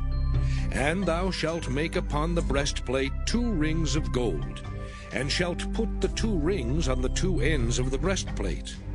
And thou shalt put the 2 wreathen chains of gold in the 2 rings which are on the ends of the breastplate.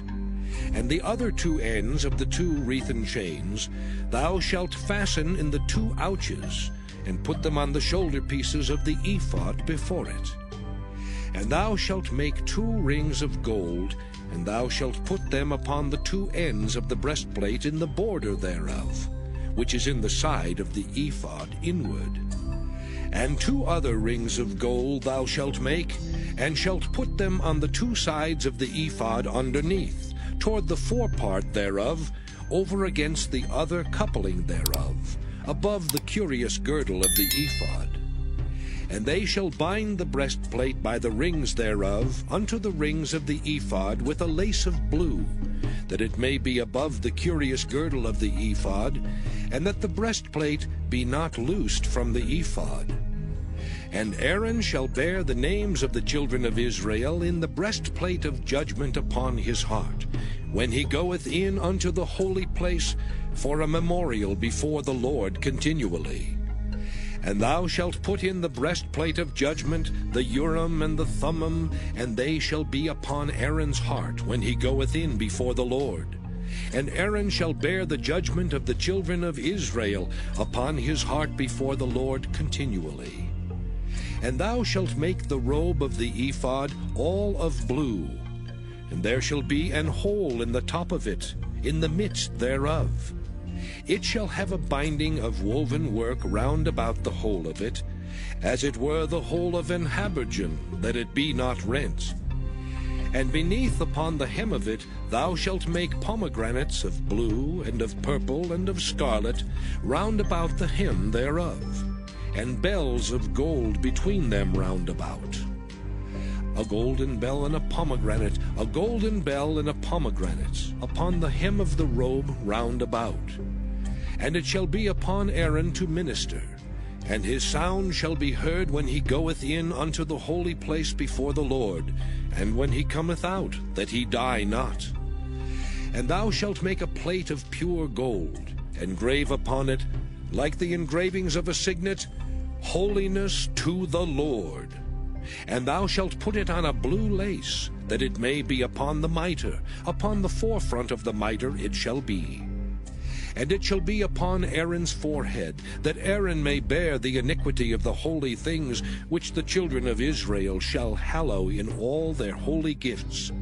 And it shall be always upon his forehead, that they may be accepted before the Lord. And thou shalt embroider the coat of fine linen, and thou shalt make the mitre of fine linen, and thou shalt make the girdle of needlework.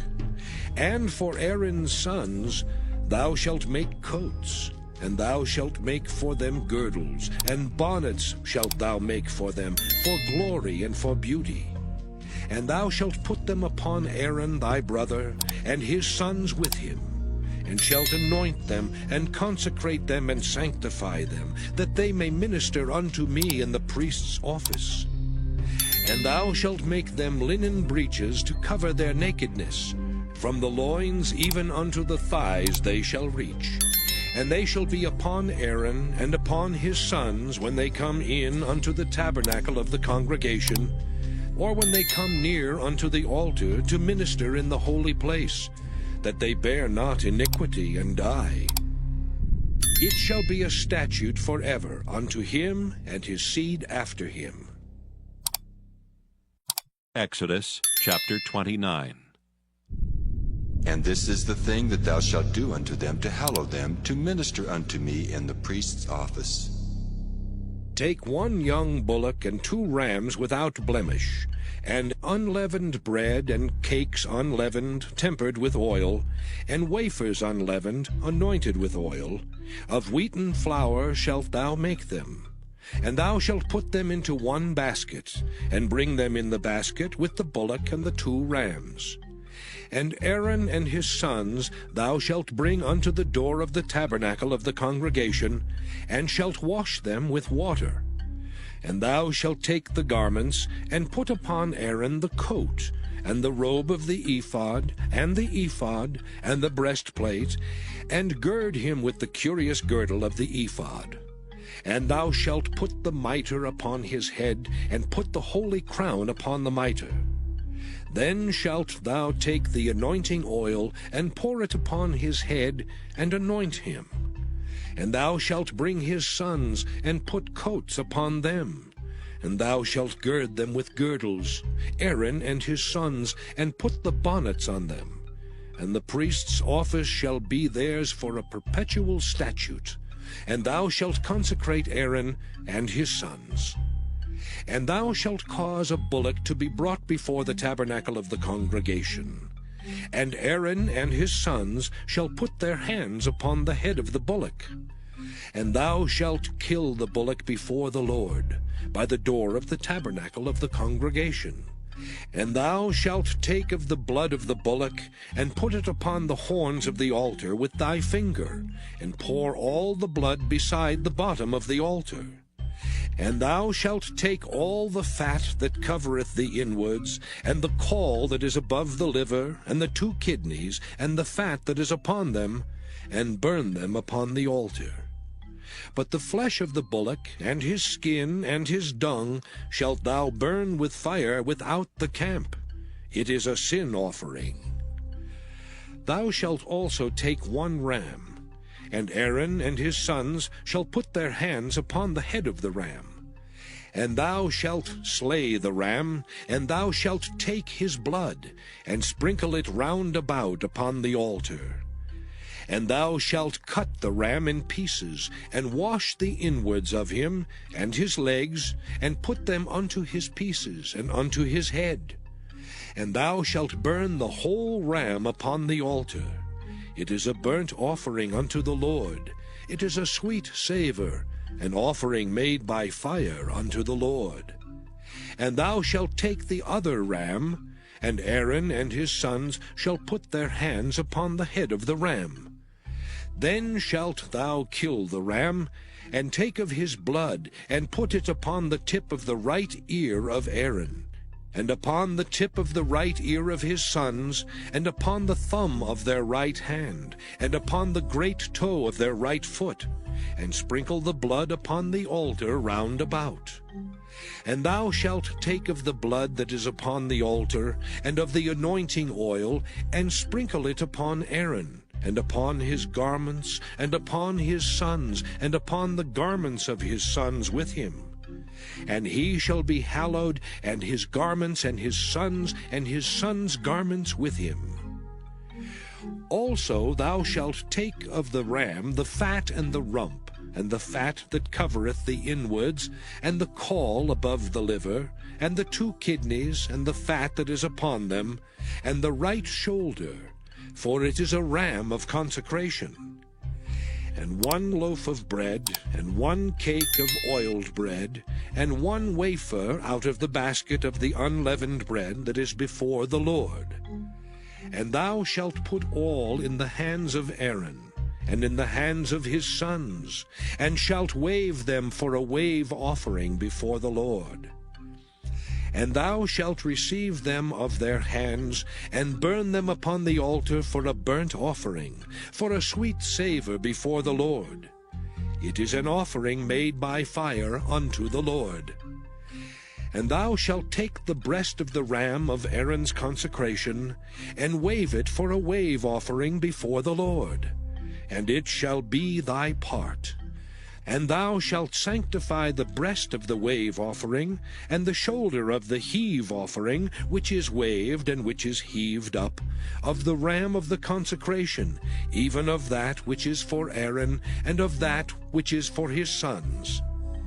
And it shall be Aaron's and his sons by a statute forever from the children of Israel. For it is an heave offering, and it shall be an heave offering from the children of Israel of the sacrifice of their peace offerings, even their heave offering unto the Lord. And the holy garments of Aaron shall be his sons after him, to be anointed therein, and to be consecrated in them. And that son that is priest in his stead shall put them on 7 days, when he cometh into the tabernacle of the congregation to minister in the holy place. And thou shalt take the ram of the consecration, and seethe his flesh in the holy place. And Aaron and his sons shall eat the flesh of the ram, and the bread that is in the basket by the door of the tabernacle of the congregation. And they shall eat those things wherewith the atonement was made, to consecrate and to sanctify them. But a stranger shall not eat thereof, because they are holy. And if aught of the flesh of the consecrations, or of the bread, remain unto the morning, then thou shalt burn the remainder with fire. It shall not be eaten, because it is holy. And thus shalt thou do unto Aaron and to his sons according to all things which I have commanded thee. 7 days shalt thou consecrate them. And thou shalt offer every day a bullock for a sin offering for atonement. And thou shalt cleanse the altar when thou hast made an atonement for it, and thou shalt anoint it to sanctify it. 7 days thou shalt make an atonement for the altar, and sanctify it. And it shall be an altar most holy. Whatsoever toucheth the altar shall be holy. Now this is that which thou shalt offer upon the altar. 2 lambs of the first year day by day continually. The 1 lamb thou shalt offer in the morning, and the other lamb thou shalt offer at even. And with the 1 lamb 1/10 deal of flour mingled with the 4th part of an hin of beaten oil, and the 4th part of an hin of wine for a drink offering. And the other lamb thou shalt offer at even, and shalt do thereto according to the meat offering of the morning, and according to the drink offering thereof, for a sweet savour, an offering made by fire unto the Lord.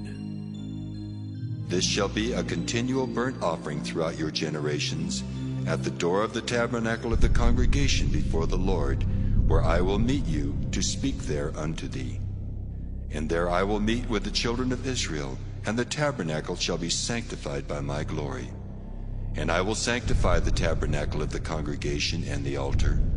I will sanctify also both Aaron and his sons to minister to me in the priest's office. And I will dwell among the children of Israel, and will be their God. And they shall know that I am the Lord their God, that brought them forth out of the land of Egypt, that I may dwell among them. I am the Lord their God.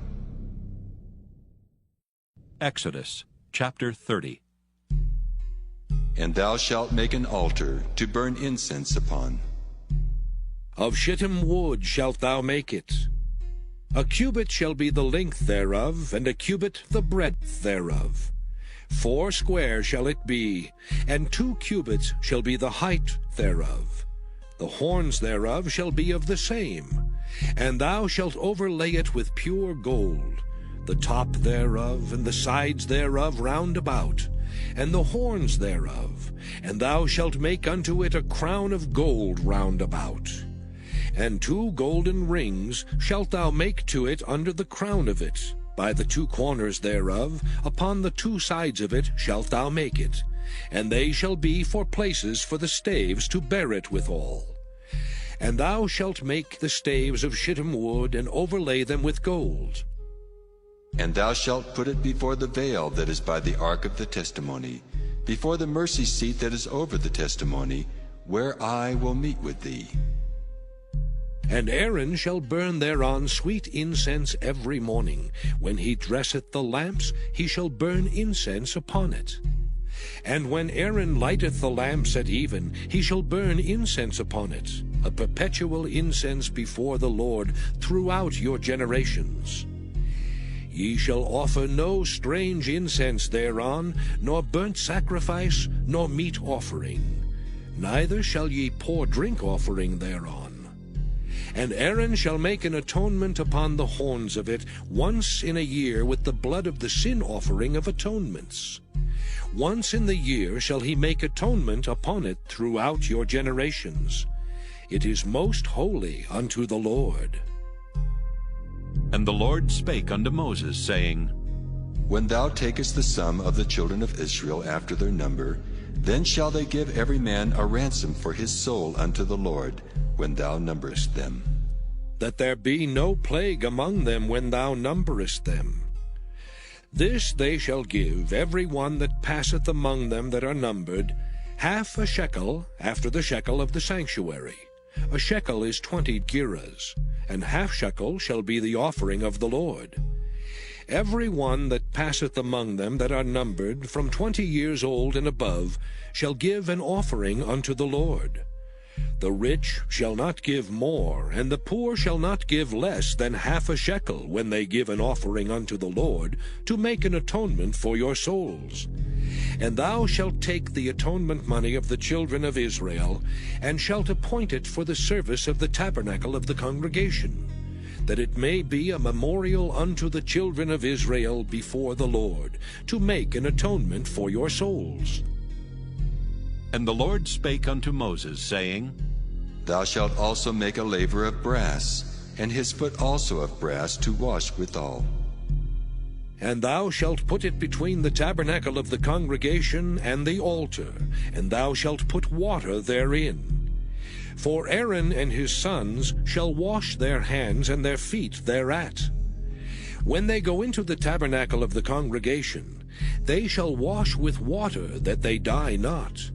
or when they come near to the altar to minister, to burn offering made by fire unto the Lord. So they shall wash their hands and their feet, that they die not, and it shall be a statute forever to them, even to him and to his seed throughout their generations. Moreover the Lord spake unto Moses, saying, Take thou also unto thee principal spices.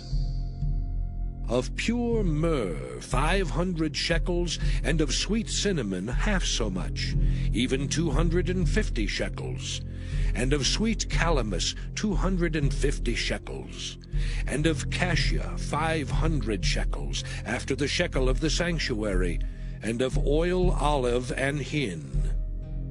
And thou shalt make it an oil of holy ointment, an ointment compound after the art of the apothecary. It shall be an holy anointing oil. And thou shalt anoint the tabernacle of the congregation therewith, and the ark of the testimony, and the table and all his vessels, and the candlestick and his vessels, and the altar of incense, and the altar of burnt offering with all his vessels, and the laver and his foot. And thou shalt sanctify them, that they may be most holy. Whatsoever toucheth them shall be holy. And thou shalt anoint Aaron and his sons, and consecrate them, that they may minister unto me in the priest's office. And thou shalt speak unto the children of Israel, saying, This shall be an holy anointing oil unto me throughout your generations. Upon man's flesh shall it not be poured, neither shall ye make any other like it, after the composition of it. It is holy, and it shall be holy unto you. Whosoever compoundeth any like it, or whosoever putteth any of it upon a stranger, shall even be cut off from his people. And the Lord said unto Moses, Take unto thee sweet spices, stadge, and onycha, and galbanum. These sweet spices with pure frankincense, of each shall there be a like weight.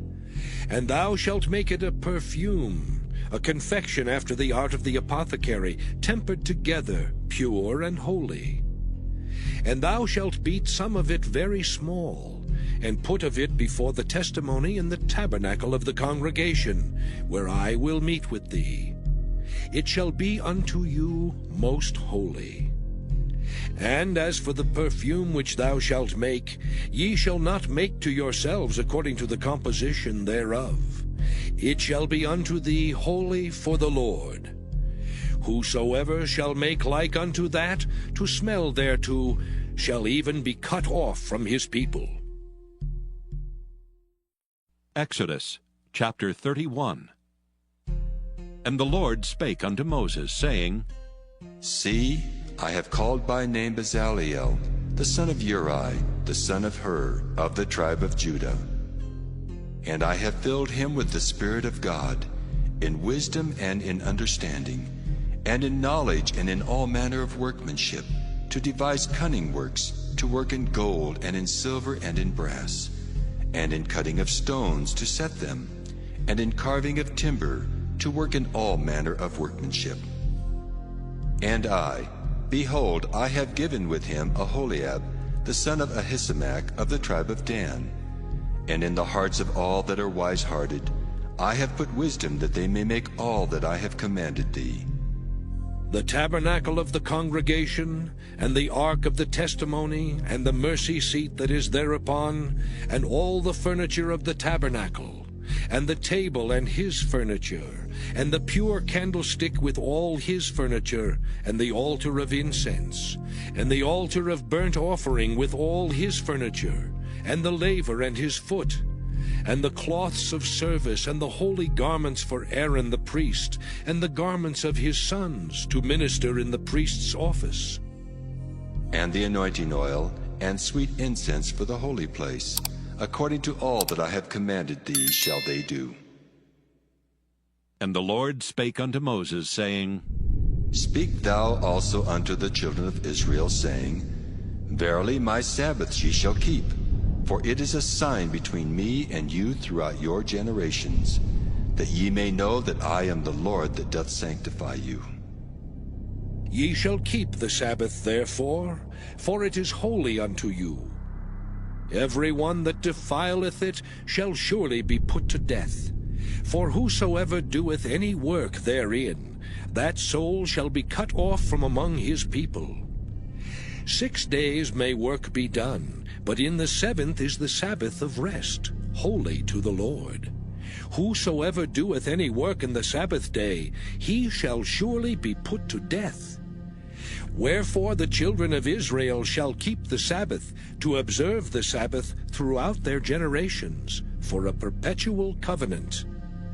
It is a sign between me and the children of Israel forever. For in 6 days the Lord made heaven and earth, and on the 7th day he rested, and was refreshed. And he gave unto Moses, when he had made an end of communing with him upon Mount Sinai, 2 tables of testimony, tables of stone, written with the finger of God. Exodus chapter 32. And when the people saw that Moses delayed to come down out of the mount, the people gathered themselves together unto Aaron, and said unto him, Up, make us gods which shall go before us. For as for this Moses, the man that brought us up out of the land of Egypt, we wot not what has become of him. And Aaron said unto them, Break off the golden earrings which are in the ears of your wives, of your sons, and of your daughters, and bring them unto me. And all the people brake off the golden earrings which were in their ears, and brought them unto Aaron. And he received them at their hand, and fashioned it with a graving tool, after he had made it a molten calf. And they said, These be thy gods, O Israel, which brought thee up out of the land of Egypt. And when Aaron saw it, he built an altar before it. And Aaron made proclamation, and said, Tomorrow is a feast to the Lord. And they rose up early on the morrow, and offered burnt offerings, and brought peace offerings. And the people sat down to eat and to drink, and rose up to play. And the Lord said unto Moses, Go, get thee down, for thy people which thou broughtest out of the land of Egypt have corrupted themselves. They have turned aside quickly out of the way which I commanded them. They have made them a molten calf, and have worshipped it, and have sacrificed thereunto, and said, These be thy gods, O Israel, which have brought thee up out of the land of Egypt. And the Lord said unto Moses, I have seen this people, and behold, it is a stiff-necked people. Now therefore let me alone, that my wrath may wax hot against them, and that I may consume them. And I will make of thee a great nation. And Moses besought the Lord his God, and said, Lord, why doth thy wrath wax hot against thy people, which thou hast brought forth out of the land of Egypt with great power and with a mighty hand? Wherefore should the Egyptians speak and say, For mischief did he bring them out, to slay them in the mountains, and to consume them from the face of the earth? Turn from thy fierce wrath, and repent of this evil against thy people. Remember Abraham, Isaac, and Israel, thy servants, to whom thou swarest by thine own self, and saidst unto them, I will multiply your seed as the stars of heaven, and all this land that I have spoken of will I give unto your seed, and they shall inherit it forever. And the Lord repented of the evil which he thought to do unto his people. And Moses turned and went down from the mount, and the 2 tables of the testimony were in his hand. The tables were written on both their sides. On the one side and on the other were they written. And the tables were the work of God, and the writing was the writing of God, graven upon the tables. And when Joshua heard the noise of the people as they shouted, he said unto Moses, There is a noise of war in the camp. And he said, It is not the voice of them that shout for mastery, neither is it the voice of them that cry for being overcome, but the noise of them that sing do I hear. And it came to pass, as soon as he came nigh unto the camp, that he saw the calf and the dancing.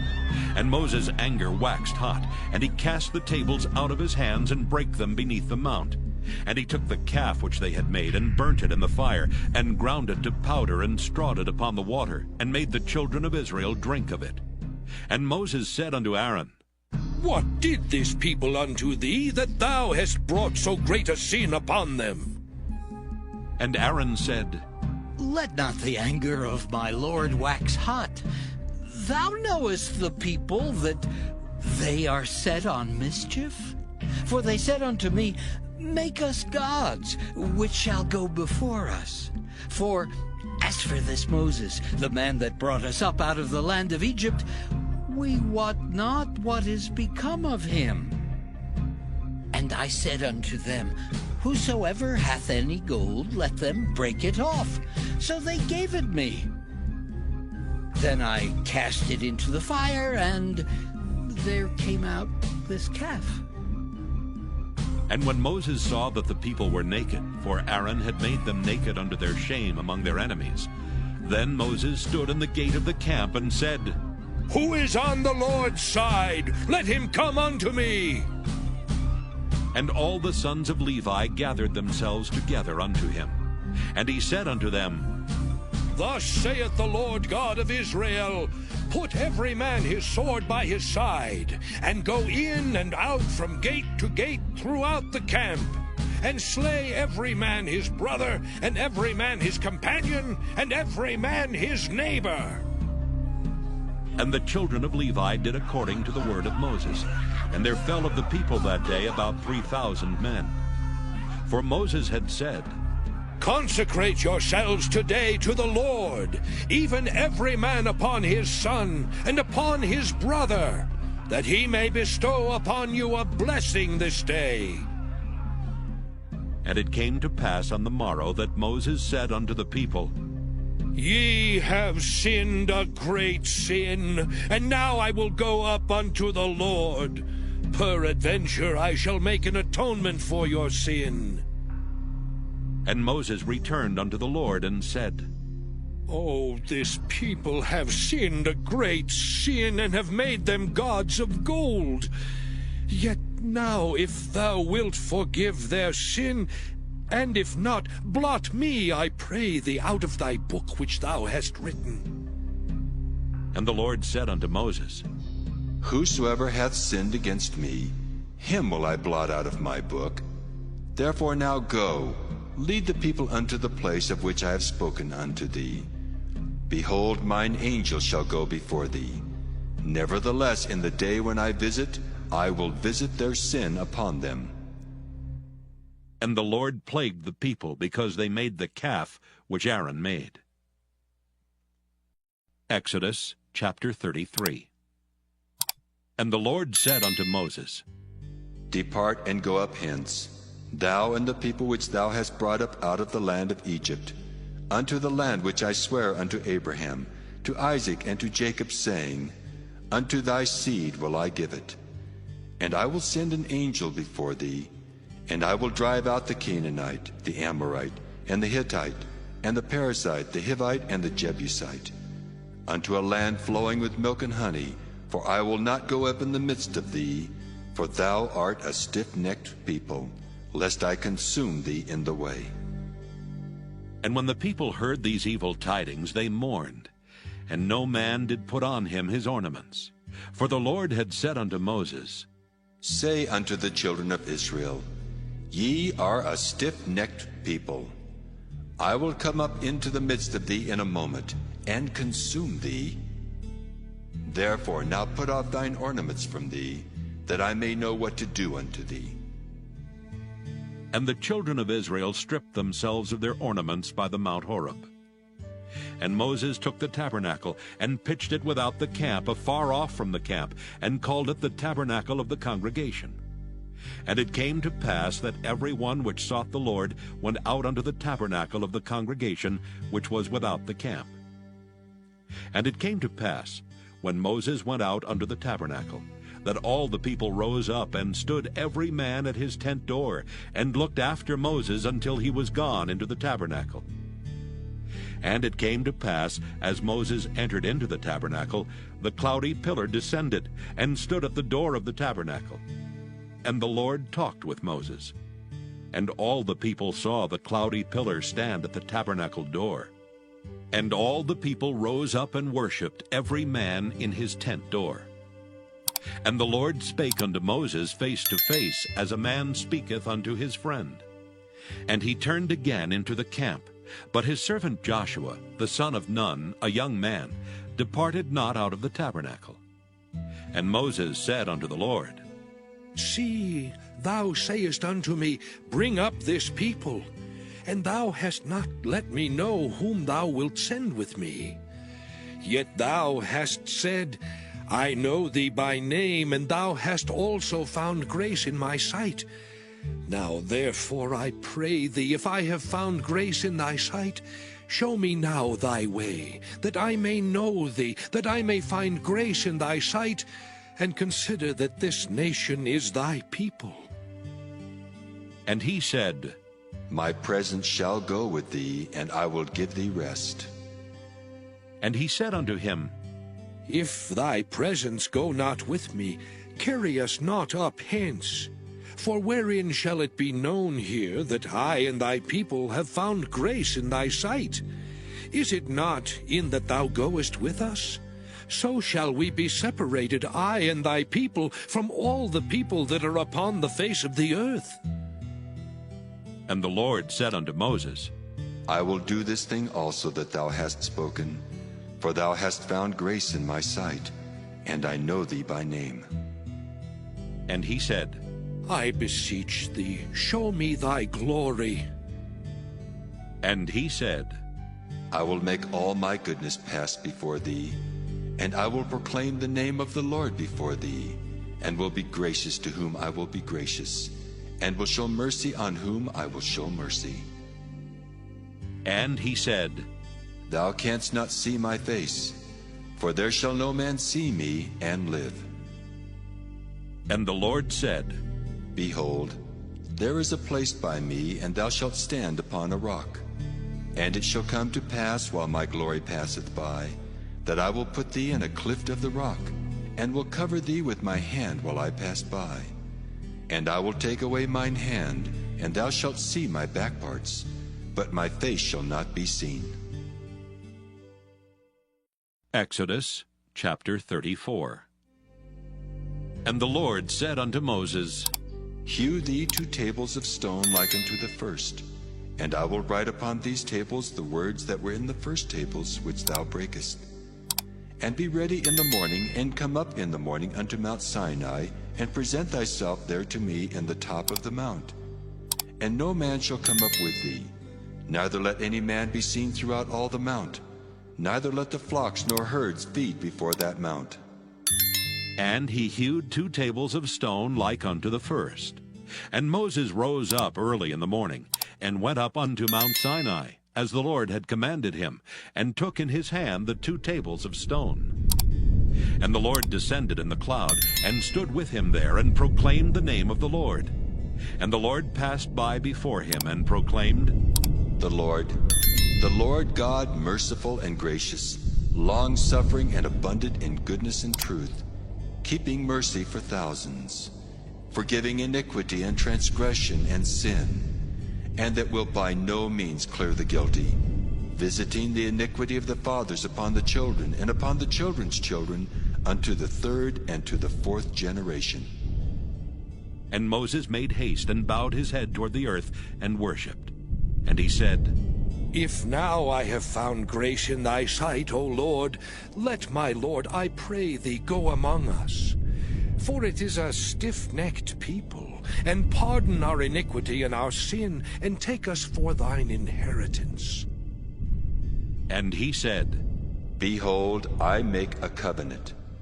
Before all thy people I will do marvels, such as have not been done in all the earth, nor in any nation. And all the people among which thou art shall see the work of the Lord. For it is a terrible thing that I will do with thee. Observe thou that which I command thee this day. Behold, I drive out before thee the Amorite, and the Canaanite, and the Hittite, and the Perizzite, and the Hivite, and the Jebusite. Take heed to thyself, lest thou make a covenant with the inhabitants of the land whither thou goest, lest it be for a snare in the midst of thee. But ye shall destroy their altars, break their images, and cut down their groves. For thou shalt worship no other God, for the Lord whose name is jealous is a jealous God. Lest thou make a covenant with the inhabitants of the land, and they go a-whoring after their gods, and do sacrifice unto their gods, and one call thee, and thou eat of his sacrifice. And thou take of their daughters unto thy sons, and their daughters go a-whoring after their gods, and make thy sons go a-whoring after their gods. Thou shalt make thee no molten gods. The feast of unleavened bread shalt thou keep. 7 days thou shalt eat unleavened bread, as I commanded thee in the time of the month Abib. For in the month Abib thou camest out from Egypt. All that openeth the matrix is mine, and every firstling among thy cattle, whether ox or sheep, that is male. But the firstling of an ass thou shalt redeem with a lamb. And if thou redeem him not, then shalt thou break his neck. All the firstborn of thy sons thou shalt redeem, and none shall appear before me empty. 6 days thou shalt work, but on the 7th day thou shalt rest. In earing time and in harvest thou shalt rest. And thou shalt observe the feast of weeks, of the first fruits of wheat harvest, and the feast of ingathering at the year's end. Thrice in the year shall all your men children appear before the Lord God, the God of Israel. For I will cast out the nations before thee, and enlarge thy borders. Neither shall any man desire thy land, when thou shalt go up to appear before the Lord thy God thrice in the year. Thou shalt not offer the blood of my sacrifice with leaven, neither shall the sacrifice of the feast of the Passover be left unto the morning. The first of the first fruits of thy land thou shalt bring unto the house of the Lord thy God. Thou shalt not see the kid in his mother's milk. And the Lord said unto Moses, Write thou these words, for after the tenor of these words I have made a covenant with thee and with Israel. And he was there with the Lord 40 days and 40 nights. He did neither eat bread nor drink water. And he wrote upon the tables the words of the covenant, the 10 commandments. And it came to pass, when Moses came down from Mount Sinai with the 2 tables of testimony in Moses' hand, when he came down from the mount, that Moses wist not that the skin of his face shone while he talked with him. And when Aaron and all the children of Israel saw Moses, behold, the skin of his face shone, and they were afraid to come nigh him. And Moses called unto them, and Aaron and all the rulers of the congregation returned unto him, and Moses talked with them. And afterward all the children of Israel came nigh, and he gave them in commandment all that the Lord had spoken with him in Mount Sinai. Until Moses had done speaking with them, he put a veil on his face. But when Moses went in before the Lord to speak with him, he took the veil off until he came out. And he came out and spake unto the children of Israel that which he was commanded. And the children of Israel saw the face of Moses, that the skin of Moses' face shone. And Moses put the veil upon his face again, until he went in to speak with him. Exodus chapter 35. And Moses gathered all the congregation of the children of Israel together, and said unto them, These are the words which the Lord hath commanded, that ye should do them. 6 days shall work be done, but on the 7th day there shall be to you an holy day, a Sabbath of rest to the Lord. Whosoever doeth work therein shall be put to death. Ye shall kindle no fire throughout your habitations upon the Sabbath day. And Moses spake unto all the congregation of the children of Israel, saying, This is the thing which the Lord commanded, saying, Take ye from among you an offering unto the Lord. Whosoever is of a willing heart, let him bring it, an offering of the Lord, gold and silver and brass, and blue and purple and scarlet, and fine linen, and goat's hair, and ram's skins dyed red, and badger's skins, and shittim wood, and oil for the light, and spices for anointing oil, and for the sweet incense, and onyx stones, and stones to be set for the ephod, and for the breastplate. And every wise-hearted among you shall come and make all that the Lord hath commanded. The tabernacle, his tent and his covering, his taches and his boards, his bars, his pillars and his sockets, the ark and the staves thereof with the mercy seat and the veil of the covering, the table and his staves, and all his vessels and the showbread, the candlestick also for the light, and his furniture, and his lamps with the oil for the light, and the incense altar, and his staves, and the anointing oil, and the sweet incense, and the hanging for the door at the entering in of the tabernacle, the altar of burnt offering with his brazen grate, his staves and all his vessels, the laver and his foot, the hangings of the court, his pillars and their sockets, and the hanging for the door of the court, the pins of the tabernacle and the pins of the court and their cords, the cloths of service to do service in the holy place, the holy garments for Aaron the priest, and the garments of his sons to minister in the priest's office. And all the congregation of the children of Israel departed from the presence of Moses. And they came, every one whose heart stirred him up, and every one whom his spirit made willing, and they brought the Lord's offering to the work of the tabernacle of the congregation, and for all his service, and for the holy garments. And they came, both men and women, as many as were willing-hearted, and brought bracelets and earrings and rings and tablets, all jewels of gold. And every man that offered an offering of gold unto the Lord. And every man with whom was found blue and purple and scarlet and fine linen, and goat's hair and red skins of rams and badgers' skins brought them. Every one that did offer an offering of silver and brass brought the Lord's offering. And every man with whom was found shittim wood for any work of the service brought it. And all the women that were wise-hearted did spin with their hands, and brought that which they had spun, both of blue and of purple and of scarlet and of fine linen. And all the women whose heart stirred them up in wisdom spun goat's hair. And the rulers brought onyx stones, and stones to be set for the ephod, and for the breastplate, and spice and oil for the light, and for the anointing oil, and for the sweet incense. The children of Israel brought a willing offering unto the Lord, every man and woman whose heart made them willing to bring for all manner of work, which the Lord had commanded to be made by the hand of Moses. And Moses said unto the children of Israel, See, the Lord hath called by name Bezaleel, the son of Uri, the son of Hur, of the tribe of Judah.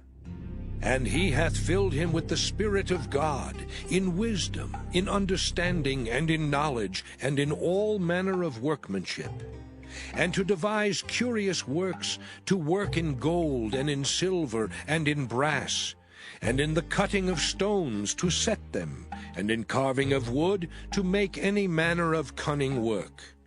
And he hath put in his heart that he may teach, both he and Aholiab the son of Ahisamach of the tribe of Dan. Them hath he filled with wisdom of heart, to work all manner of work, of the engraver, and of the cunning workman, and of the embroiderer, in blue and in purple, in scarlet and in fine linen, and of the weaver, even of them that do any work, and of those that devise cunning work. Exodus chapter 36. Then wrought Bezaleel and Aholiab, and every wise-hearted man, in whom the Lord put wisdom and understanding, to know how to work all manner of work for the service of the sanctuary, according to all that the Lord had commanded. And Moses called Bezaleel and Aholiab, and every wise-hearted man, in whose heart the Lord had put wisdom, even every one whose heart stirred him up, to come unto the work to do it. And they received of Moses all the offering which the children of Israel had brought for the work of the service of the sanctuary, to make it withal. And they brought yet unto him free offerings every morning. And all the wise men that wrought all the work of the sanctuary came every man from his work which they made. And they spake unto Moses, saying, The people bring much more than enough for the service of the work which the Lord commanded to make. And Moses gave commandment, and they caused it to be proclaimed throughout the camp, saying, Let neither man nor woman make any more work for the offering of the sanctuary. So the people were restrained from bringing. For the stuff they had was sufficient for all the work to make it, and too much. And every wise-hearted man among them that wrought the work of the tabernacle made 10 curtains of fine twined linen, and blue and purple and scarlet. With cherubims of cunning work made he them. The length of one curtain was 28 cubits, and the breadth of one curtain 4 cubits. The curtains were all of one size. And he coupled the 5 curtains one unto another, and the other 5 curtains he coupled one unto another. And he made loops of blue on the edge of one curtain from the selvage in the coupling. Likewise he made in the uttermost side of another curtain in the coupling of the second. 50 loops made he in one curtain, and 50 loops made he in the edge of the curtain which was in the coupling of the second. The loops held one curtain to another. And he made 50 taches of gold, and coupled the curtains one unto another with the taches. So it became one tabernacle. And he made curtains of goat's hair for the tent over the tabernacle. 11 curtains he made them. The length of one curtain was 30 cubits, and 4 cubits was the breadth of one curtain. The 11 curtains were of one size. And he coupled 5 curtains by themselves, and 6 curtains by themselves. And he made 50 loops upon the uttermost edge of the curtain in the coupling, and 50 loops made he upon the edge of the curtain which coupleth the second. And he made 50 taches of brass to couple the tent together, that it might be one. And he made a covering for the tent of rams' skins dyed red, and a covering of badgers' skins above that. And he made boards for the tabernacle of shittim wood standing up. The length of a board was 10 cubits, and the breadth of a board 1 cubit and a half. One board had 2 tenons, equally distant from one another. Thus did he make for all the boards of the tabernacle. And he made boards for the tabernacle, 20 boards for the south side southward. And 40 sockets of silver he made under the 20 boards, 2 sockets under one board for his 2 tenons, and 2 sockets under another board for his 2 tenons. And for the other side of the tabernacle, which is toward the north corner, he made 20 boards, and there 40 sockets of silver, 2 sockets under one board, and 2 sockets under another board. And for the sides of the tabernacle westward he made 6 boards, and 2 boards made he for the corners of the tabernacle in the 2 sides. And they were coupled beneath, and coupled together at the head thereof, to one ring. Thus he did to both of them in both the corners. And there were 8 boards, and their sockets were 16 sockets of silver, under every board 2 sockets. And he made bars of shittim wood, 5 for the boards of the one side of the tabernacle, and 5 bars for the boards of the other side of the tabernacle, and 5 bars for the boards of the tabernacle for the sides westward. And he made the middle bar to shoot through the boards from the one end to the other. And he overlaid the boards with gold, and made their rings of gold to be places for the bars, and overlaid the bars with gold. And he made a veil of blue and purple and scarlet and fine twined linen. With cherubims made he it of cunning work. And he made thereunto 4 pillars of shittim wood, and overlaid them with gold. Their hooks were of gold, and he cast for them 4 sockets of silver. And he made an hanging for the tabernacle door of blue and purple and scarlet and fine twined linen of needlework. And the 5 pillars of it with their hooks, and he overlaid their chapiters and their fillets with gold. But their 5 sockets were of brass. Exodus chapter 37. And Bezaleel made the ark of shittim wood. 2 cubits and a half was the length of it, and 1 cubit and a half the breadth of it, and 1 cubit and a half the height of it. And he overlaid it with pure gold within and without, and made a crown of gold to it round about. And he cast for it 4 rings of gold, to be set by the 4 corners of it, even 2 rings upon the one side of it, and 2 rings upon the other side of it. And he made staves of shittim wood, and overlaid them with gold. And he put the staves into the rings by the sides of the ark, to bear the ark. And he made the mercy seat of pure gold. 2 cubits and a half was the length thereof, and 1 cubit and a half the breadth thereof. And he made 2 cherubims of gold. Beaten out of 1 piece made he them, on the 2 ends of the mercy seat. 1 cherub on the end on this side, and another cherub on the other end on that side. Out of the mercy seat made he the cherubims on the 2 ends thereof. And the cherubims spread out their wings on high, and covered with their wings over the mercy seat, with their faces one to another. Even to the mercy seatward were the faces of the cherubims. And he made the table of shittim wood. 2 cubits was the length thereof, and a cubit the breadth thereof, and a cubit and a half the height thereof. And he overlaid it with pure gold, and made thereunto a crown of gold round about. Also he made thereunto a border of an handbreadth round about, and made a crown of gold for the border thereof round about. And he cast for it 4 rings of gold, and put the rings upon the 4 corners that were in the 4 feet thereof. Over against the border were the rings, the places for the staves to bear the table. And he made the staves of shittim wood, and overlaid them with gold to bear the table. And he made the vessels which were upon the table, his dishes and his spoons and his bowls, and his covers to cover withal of pure gold. And he made the candlestick of pure gold. Of beaten work made he the candlestick. His shaft and his branch, his bowls, his knops and his flowers were of the same. And 6 branches going out of the sides thereof. 3 branches of the candlestick out of the one side thereof, and 3 branches of the candlestick out of the other side thereof.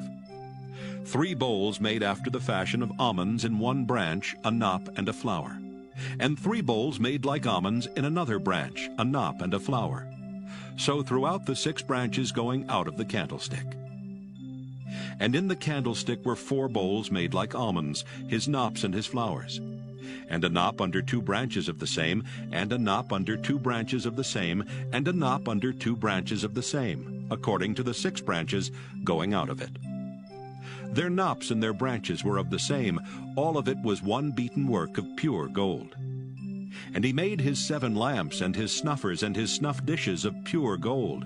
Of a talent of pure gold made he it, and all the vessels thereof. And he made the incense altar of shittim wood. The length of it was a cubit, and the breadth of it a cubit. It was 4 square, and 2 cubits was the height of it. The horns thereof were of the same. And he overlaid it with pure gold, both the top of it and the sides thereof round about, and the horns of it. Also he made unto it a crown of gold round about. And he made 2 rings of gold for it under the crown thereof, by the 2 corners of it, upon the 2 sides thereof, to be places for the staves to bear it withal. And he made the staves of shittim wood, and overlaid them with gold. And he made the holy anointing oil, and the pure incense of sweet spices, according to the work of the apothecary. Exodus chapter 38. And he made the altar of burnt offering of shittim wood. 5 cubits was the length thereof, and 5 cubits the breadth thereof. It was 4 square, and 3 cubits the height thereof. And he made the horns thereof on the 4 corners of it. The horns thereof were of the same, and he overlaid it with brass. And he made all the vessels of the altar, the pots and the shovels and the basins and the fleshhooks and the firepans. All the vessels thereof made he of brass. And he made for the altar a brazen grate of network under the compass thereof, beneath unto the midst of it. And he cast 4 rings for the 4 ends of the grate of brass, to be places for the staves. And he made the staves of shittim wood, and overlaid them with brass. And he put the staves into the rings on the sides of the altar, to bear it withal. He made the altar hollow with boards. And he made the laver of brass, and the foot of it of brass, of the looking glasses of the women assembling, which assembled at the door of the tabernacle of the congregation. And he made the court. On the south side southward, the hangings of the court were of fine twined linen, 100 cubits. Their pillars were 20, and their brazen sockets 20. The hooks of the pillars and their fillets were of silver. And for the north side, the hangings were 100 cubits. Their pillars were 20, and their sockets of brass 20. The hooks of the pillars and their fillets of silver. And for the west side were hangings of 50 cubits. Their pillars 10, and their sockets 10. The hooks of the pillars and their fillets of silver. And for the east side eastward 50 cubits. The hangings of the one side of the gate were 15 cubits, their pillars 3, and their sockets 3. And for the other side of the court gate, on this hand and that hand, were hangings of 15 cubits, their pillars 3, and their sockets 3. All the hangings of the court round about were of fine twined linen. And the sockets for the pillars were of brass, the hooks of the pillars and their fillets of silver, and the overlaying of their chapiters of silver. And all the pillars of the court were filleted with silver. And the hanging for the gate of the court was needlework of blue and purple and scarlet, and fine twined linen. And 20 cubits was the length, and the height and the breadth was 5 cubits, answerable to the hangings of the court. And their pillars were 4, and their sockets of brass 4, their hooks of silver, and the overlaying of their chapiters and their fillets of silver. And all the pins of the tabernacle and of the court round about were of brass. This is the sum of the tabernacle, even of the tabernacle of testimony, as it was counted, according to the commandment of Moses, for the service of the Levites, by the hand of Ithamar, son to Aaron the priest. And Bezalel, the son of Uri, the son of Hur, of the tribe of Judah, made all that the Lord commanded Moses. And with him was Aholiab, son of Ahisamach, of the tribe of Dan, an engraver, and a cunning workman, and an embroiderer in blue and in purple and in scarlet and fine linen. All the gold that was occupied for the work and all the work of the holy place, even the gold of the offering, was 29 talents and 730 shekels, after the shekel of the sanctuary. And the silver of them that were numbered of the congregation was 100 talents, and 1,763 shekels, after the shekel of the sanctuary. A beka for every man, that is, half a shekel, after the shekel of the sanctuary, for every one that went to be numbered, from 20 years old and upward, for 600,000 and 3,550 men. And of the 100 talents of silver were cast the sockets of the sanctuary, and the sockets of the veil, 100 sockets of the 100 talents, a talent for a socket. And of the 1,775 shekels, he made hooks for the pillars, and overlaid their chapiters, and filleted them. And the brass of the offering was 70 talents, and 2,400 shekels. And therewith he made the sockets to the door of the tabernacle of the congregation, and the brazen altar, and the brazen grate for it, and all the vessels of the altar, and the sockets of the court round about, and the sockets of the court gate, and all the pins of the tabernacle, and all the pins of the court round about. Exodus chapter 39. And of the blue and purple and scarlet they made cloths of service, to do service in the holy place, and made the holy garments for Aaron, as the Lord commanded Moses. And he made the ephod of gold, blue, and purple, and scarlet, and fine twined linen. And they did beat the gold into thin plates, and cut it into wires, to work it in the blue, and in the purple, and in the scarlet, and in the fine linen, with cunning work. They made shoulder pieces for it, to couple it together. By the 2 edges was it coupled together. And the curious girdle of his ephod that was upon it was of the same, according to the work thereof, of gold, blue, and purple, and scarlet, and fine twined linen, as the Lord commanded Moses. And they wrought onyx stones enclosed in ouches of gold, graven, as signets are graven, with the names of the children of Israel.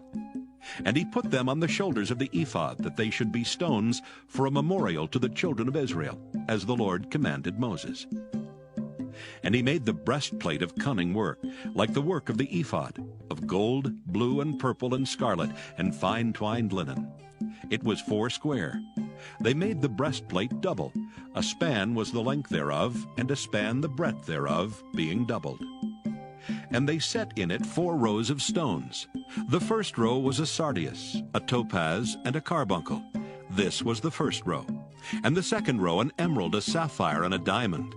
And the third row a ligure, an agate, and an amethyst. And the fourth row, a beryl, an onyx, and a jasper. They were enclosed in ouches of gold in their enclosings.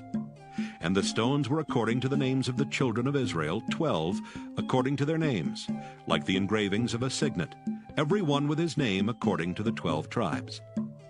And they made upon the breastplate chains at the ends of wreathen work of pure gold.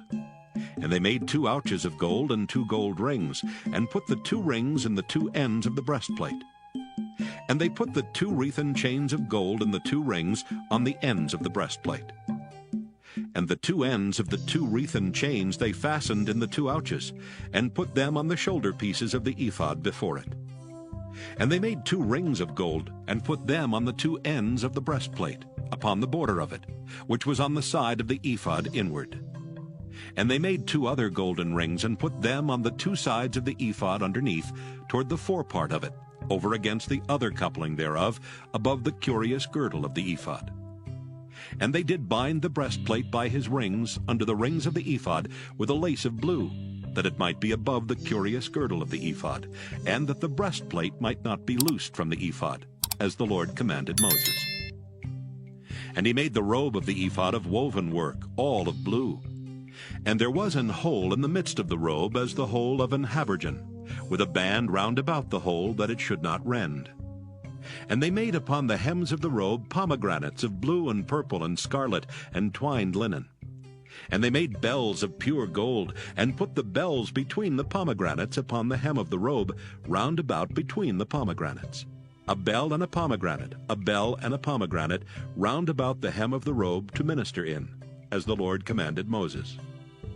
And they made coats of fine linen of woven work for Aaron and for his sons, and a mitre of fine linen, and goodly bonnets of fine linen, and linen breeches of fine twined linen, and a girdle of fine twined linen, and blue and purple and scarlet of needlework, as the Lord commanded Moses.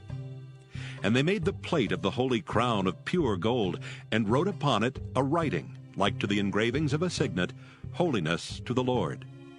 And they tied unto it a lace of blue to fasten it on high upon the mitre, as the Lord commanded Moses. Thus was all the work of the tabernacle of the tent of the congregation finished. And the children of Israel did according to all that the Lord commanded Moses, so did they.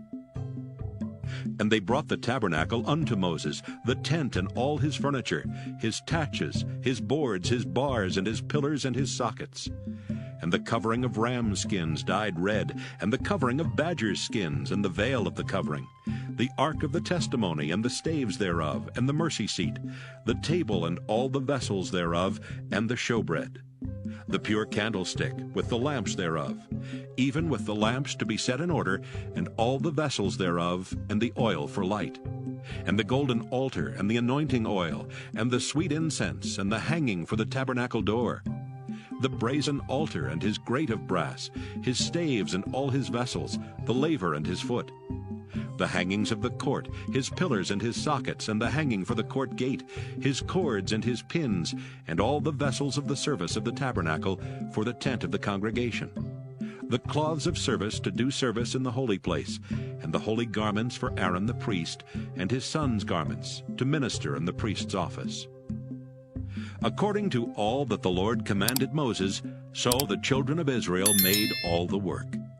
And Moses did look upon all the work, and behold, they had done it as the Lord had commanded, even so had they done it. And Moses blessed them. Exodus chapter 40. And the Lord spake unto Moses, saying, On the first day of the first month shalt thou set up the tabernacle of the tent of the congregation. And thou shalt put therein the ark of the testimony, and cover the ark with the veil. And thou shalt bring in the table, and set in order the things that are to be set in order upon it. And thou shalt bring in the candlestick, and light the lamps thereof. And thou shalt set the altar of gold for the incense before the ark of the testimony, and put the hanging of the door to the tabernacle.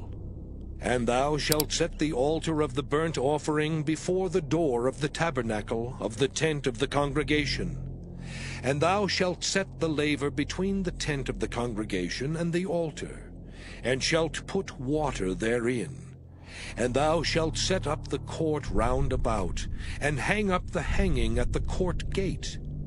And thou shalt take the anointing oil, and anoint the tabernacle, and all that is therein, and shalt hallow it, and all the vessels thereof, and it shall be holy. And thou shalt anoint the altar of the burnt offering, and all his vessels, and sanctify the altar, and it shall be an altar most holy. And thou shalt anoint the laver and his foot, and sanctify it. And thou shalt bring Aaron and his sons unto the door of the tabernacle of the congregation, and wash them with water. And thou shalt put upon Aaron the holy garments, and anoint him, and sanctify him, that he may minister unto me in the priest's office. And thou shalt bring his sons, and clothe them with coats. And thou shalt anoint them as thou didst anoint their father, that they may minister unto me in the priest's office. For their anointing shall surely be an everlasting priesthood throughout their generations. Thus did Moses, according to all that the Lord commanded him, so did he. And it came to pass in the 1st month in the 2nd year, on the 1st day of the month, that the tabernacle was reared up. And Moses reared up the tabernacle, and fastened his sockets, and set up the boards thereof, and put in the bars thereof, and reared up his pillars. And he spread abroad the tent over the tabernacle, and put the covering of the tent above upon it, as the Lord commanded Moses. And he took and put the testimony into the ark, and set the staves on the ark, and put the mercy seat above upon the ark. And he brought the ark into the tabernacle, and set up the veil of the covering, and covered the ark of the testimony, as the Lord commanded Moses. And he put the table in the tent of the congregation upon the side of the tabernacle northward without the veil. And he set the bread in order upon it before the Lord, as the Lord had commanded Moses. And he put the candlestick in the tent of the congregation over against the table on the side of the tabernacle southward. And he lighted the lamps before the Lord, as the Lord commanded Moses. And he put the golden altar in the tent of the congregation before the veil. And he burnt sweet incense thereon, as the Lord commanded Moses. And he set up the hanging at the door of the tabernacle. And he put the altar of burnt offering by the door of the tabernacle of the tent of the congregation, and offered upon it the burnt offering and the meat offering, as the Lord commanded Moses. And he set the laver between the tent of the congregation and the altar, and put water there to wash withal. And Moses and Aaron and his sons washed their hands and their feet thereat. When they went into the tent of the congregation, and when they came near unto the altar, they washed, as the Lord commanded Moses. And he reared up the court round about the tabernacle and the altar, and set up the hanging of the court gate. So Moses finished the work. Then a cloud covered the tent of the congregation, and the glory of the Lord filled the tabernacle. And Moses was not able to enter into the tent of the congregation, because the cloud abode thereon, and the glory of the Lord filled the tabernacle. And when the cloud was taken up from over the tabernacle, the children of Israel went onward in all their journeys. But if the cloud were not taken up, then they journeyed not till the day that it was taken up. For the cloud of the Lord was upon the tabernacle by day, and fire was on it by night, in the sight of all the house of Israel, throughout all their journeys.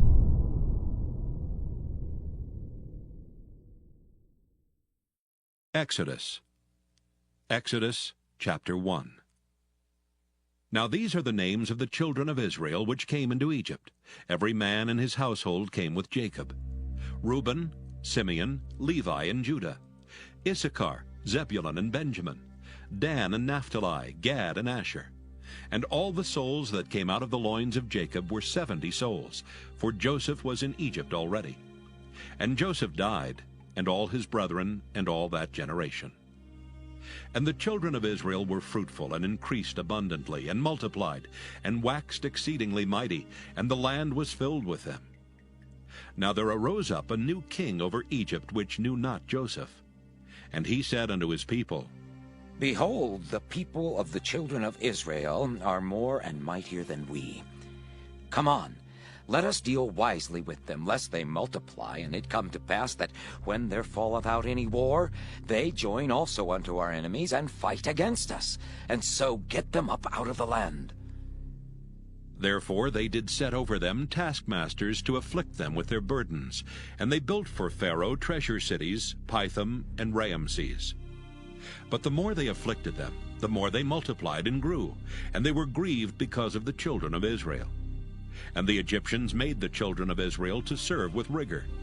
And they made their lives bitter with hard bondage, in mortar and in brick, and in all manner of service in the field.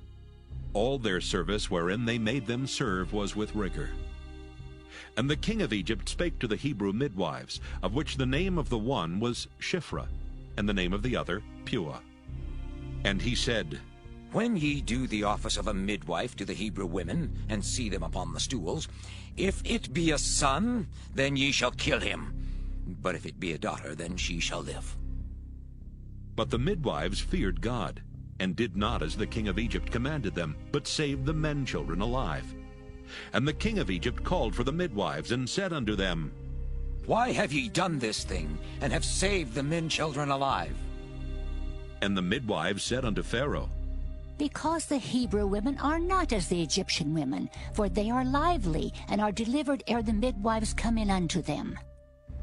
Therefore God dealt well with the midwives, and the people multiplied and waxed very mighty. And it came to pass, because the midwives feared God, that he made them houses. And Pharaoh charged all his people, saying, Every son that is born ye shall cast into the river, and every daughter ye shall save alive. Exodus chapter 2. And there went a man of the house of Levi, and took to wife a daughter of Levi. And the woman conceived and bare a son, and when she saw him that he was a goodly child, she hid him 3 months. And when she could not longer hide him, she took for him an ark of bulrushes, and daubed it with slime and with pitch, and put the child therein. And she laid it in the flags by the river's brink. And his sister stood afar off to wit what would be done to him. And the daughter of Pharaoh came down to wash herself at the river, and her maidens walked along by the river's side. And when she saw the ark among the flags, she sent her maid to fetch it. And when she had opened it, she saw the child, and behold, the babe wept. And she had compassion on him, and said, This is one of the Hebrews' children. Then said his sister to Pharaoh's daughter, Shall I go and call to thee a nurse of the Hebrew woman, that she may nurse the child for thee? And Pharaoh's daughter said to her, Go. And the maid went and called the child's mother. And Pharaoh's daughter said unto her, Take this child away and nurse it for me, and I will give thee thy wages. And the woman took the child and nursed it. And the child grew, and she brought him unto Pharaoh's daughter, and he became her son. And she called his name Moses. And she said, Because I drew him out of the water. And it came to pass in those days when Moses was grown, that he went out unto his brethren, and looked on their burdens. And he spied an Egyptian smiting an Hebrew, one of his brethren. And he looked this way and that way, and when he saw that there was no man, he slew the Egyptian, and hid him in the sand. And when he went out the second day, behold, 2 men of the Hebrews strove together. And he said to him that did the wrong, Wherefore smitest thou thy fellow? And he said, Who made thee a prince and a judge over us? Intendest thou to kill me, as thou killedst the Egyptian? And Moses feared, and said, Surely this thing is known. Now when Pharaoh heard this thing, he sought to slay Moses. But Moses fled from the face of Pharaoh, and dwelt in the land of Midian, and he sat down by a well. Now the priest of Midian had 7 daughters, and they came and drew water, and filled the troughs to water their father's flock. And the shepherds came and drove them away, but Moses stood up and helped them, and watered their flock. And when they came to Reuel their father, he said, How is it that ye are come so soon today? And they said, An Egyptian delivered us out of the hand of the shepherds, and also drew water enough for us, and watered the flock. And he said unto his daughters, And where is he? Why is it that ye have left the man? Call him, that he may eat bread. And Moses was content to dwell with the man, and he gave Moses Zipporah his daughter. And she bare him a son, and he called his name Gershom. For he said, I have been a stranger in a strange land. And it came to pass in process of time that the king of Egypt died. And the children of Israel sighed by reason of the bondage, and they cried, and their cry came up unto God by reason of the bondage. And God heard their groaning, and God remembered his covenant with Abraham, with Isaac, and with Jacob. And God looked upon the children of Israel, and God had respect unto them. Exodus chapter 3. Now Moses kept the flock of Jethro his father-in-law, the priest of Midian, and he led the flock to the backside of the desert, and came to the mountain of God, even to Horeb. And the angel of the Lord appeared unto him in a flame of fire out of the midst of a bush. And he looked, and behold, the bush burned with fire, and the bush was not consumed. And Moses said, I will now turn aside and see this great sight, why the bush is not burnt. And when the Lord saw that he turned aside to see, God called unto him out of the midst of the bush, and said, Moses, Moses. And he said, Here am I. And he said, Draw not nigh hither. Put off thy shoes from off thy feet, for the place whereon thou standest is holy ground. Moreover he said, I am the God of thy father, the God of Abraham, the God of Isaac, and the God of Jacob. And Moses hid his face, for he was afraid to look upon God. And the Lord said, I have surely seen the affliction of my people which are in Egypt, and have heard their cry by reason of their taskmasters, for I know their sorrows. And I am come down to deliver them out of the hand of the Egyptians, and to bring them up out of that land unto a good land and a large, unto a land flowing with milk and honey, unto the place of the Canaanites, and the Hittites, and the Amorites, and the Perizzites, and the Hivites, and the Jebusites. Now therefore, behold, the cry of the children of Israel is come unto me, and I have also seen the oppression wherewith the Egyptians oppress them. Come now therefore, and I will send thee unto Pharaoh, that thou mayest bring forth my people, the children of Israel, out of Egypt. And Moses said unto God, Who am I, that I should go unto Pharaoh, and that I should bring forth the children of Israel out of Egypt? And he said, Certainly I will be with thee, and this shall be a token unto thee that I have sent thee. When thou hast brought forth the people out of Egypt, ye shall serve God upon this mountain. And Moses said unto God, Behold, when I come unto the children of Israel, and shall say unto them, The God of your fathers hath sent me unto you, and they shall say to me, What is his name? What shall I say unto them? And God said unto Moses, I am that I am. And he said, Thus shalt thou say unto the children of Israel, I am hath sent me unto you. And God said moreover unto Moses, Thus shalt thou say unto the children of Israel, The Lord God of your fathers, the God of Abraham, the God of Isaac, and the God of Jacob hath sent me unto you. This is my name forever, and this is my memorial unto all generations. Go and gather the elders of Israel together, and say unto them, The Lord God of your fathers, the God of Abraham, of Isaac, and of Jacob, appeared unto me, saying, I have surely visited you, and seen that which is done to you in Egypt. And I have said, I will bring you up out of the affliction of Egypt unto the land of the Canaanites, and the Hittites, and the Amorites, and the Perizzites, and the Hivites, and the Jebusites, unto a land flowing with milk and honey. And they shall hearken to thy voice, and thou shalt come, thou and the elders of Israel, unto the king of Egypt. And ye shall say unto him, The Lord God of the Hebrews hath met with us. And now let us go, we beseech thee, 3 days' journey into the wilderness, that we may sacrifice to the Lord our God. And I am sure that the king of Egypt will not let you go, no, not by a mighty hand. And I will stretch out my hand and smite Egypt with all my wonders, which I will do in the midst thereof, and after that he will let you go. And I will give this people favor in the sight of the Egyptians. And it shall come to pass that when ye go, ye shall not go empty. But every woman shall borrow of her neighbor, and of her that sojourneth in her house, jewels of silver, and jewels of gold, and raiment. And ye shall put them upon your sons and upon your daughters, and ye shall spoil the Egyptians.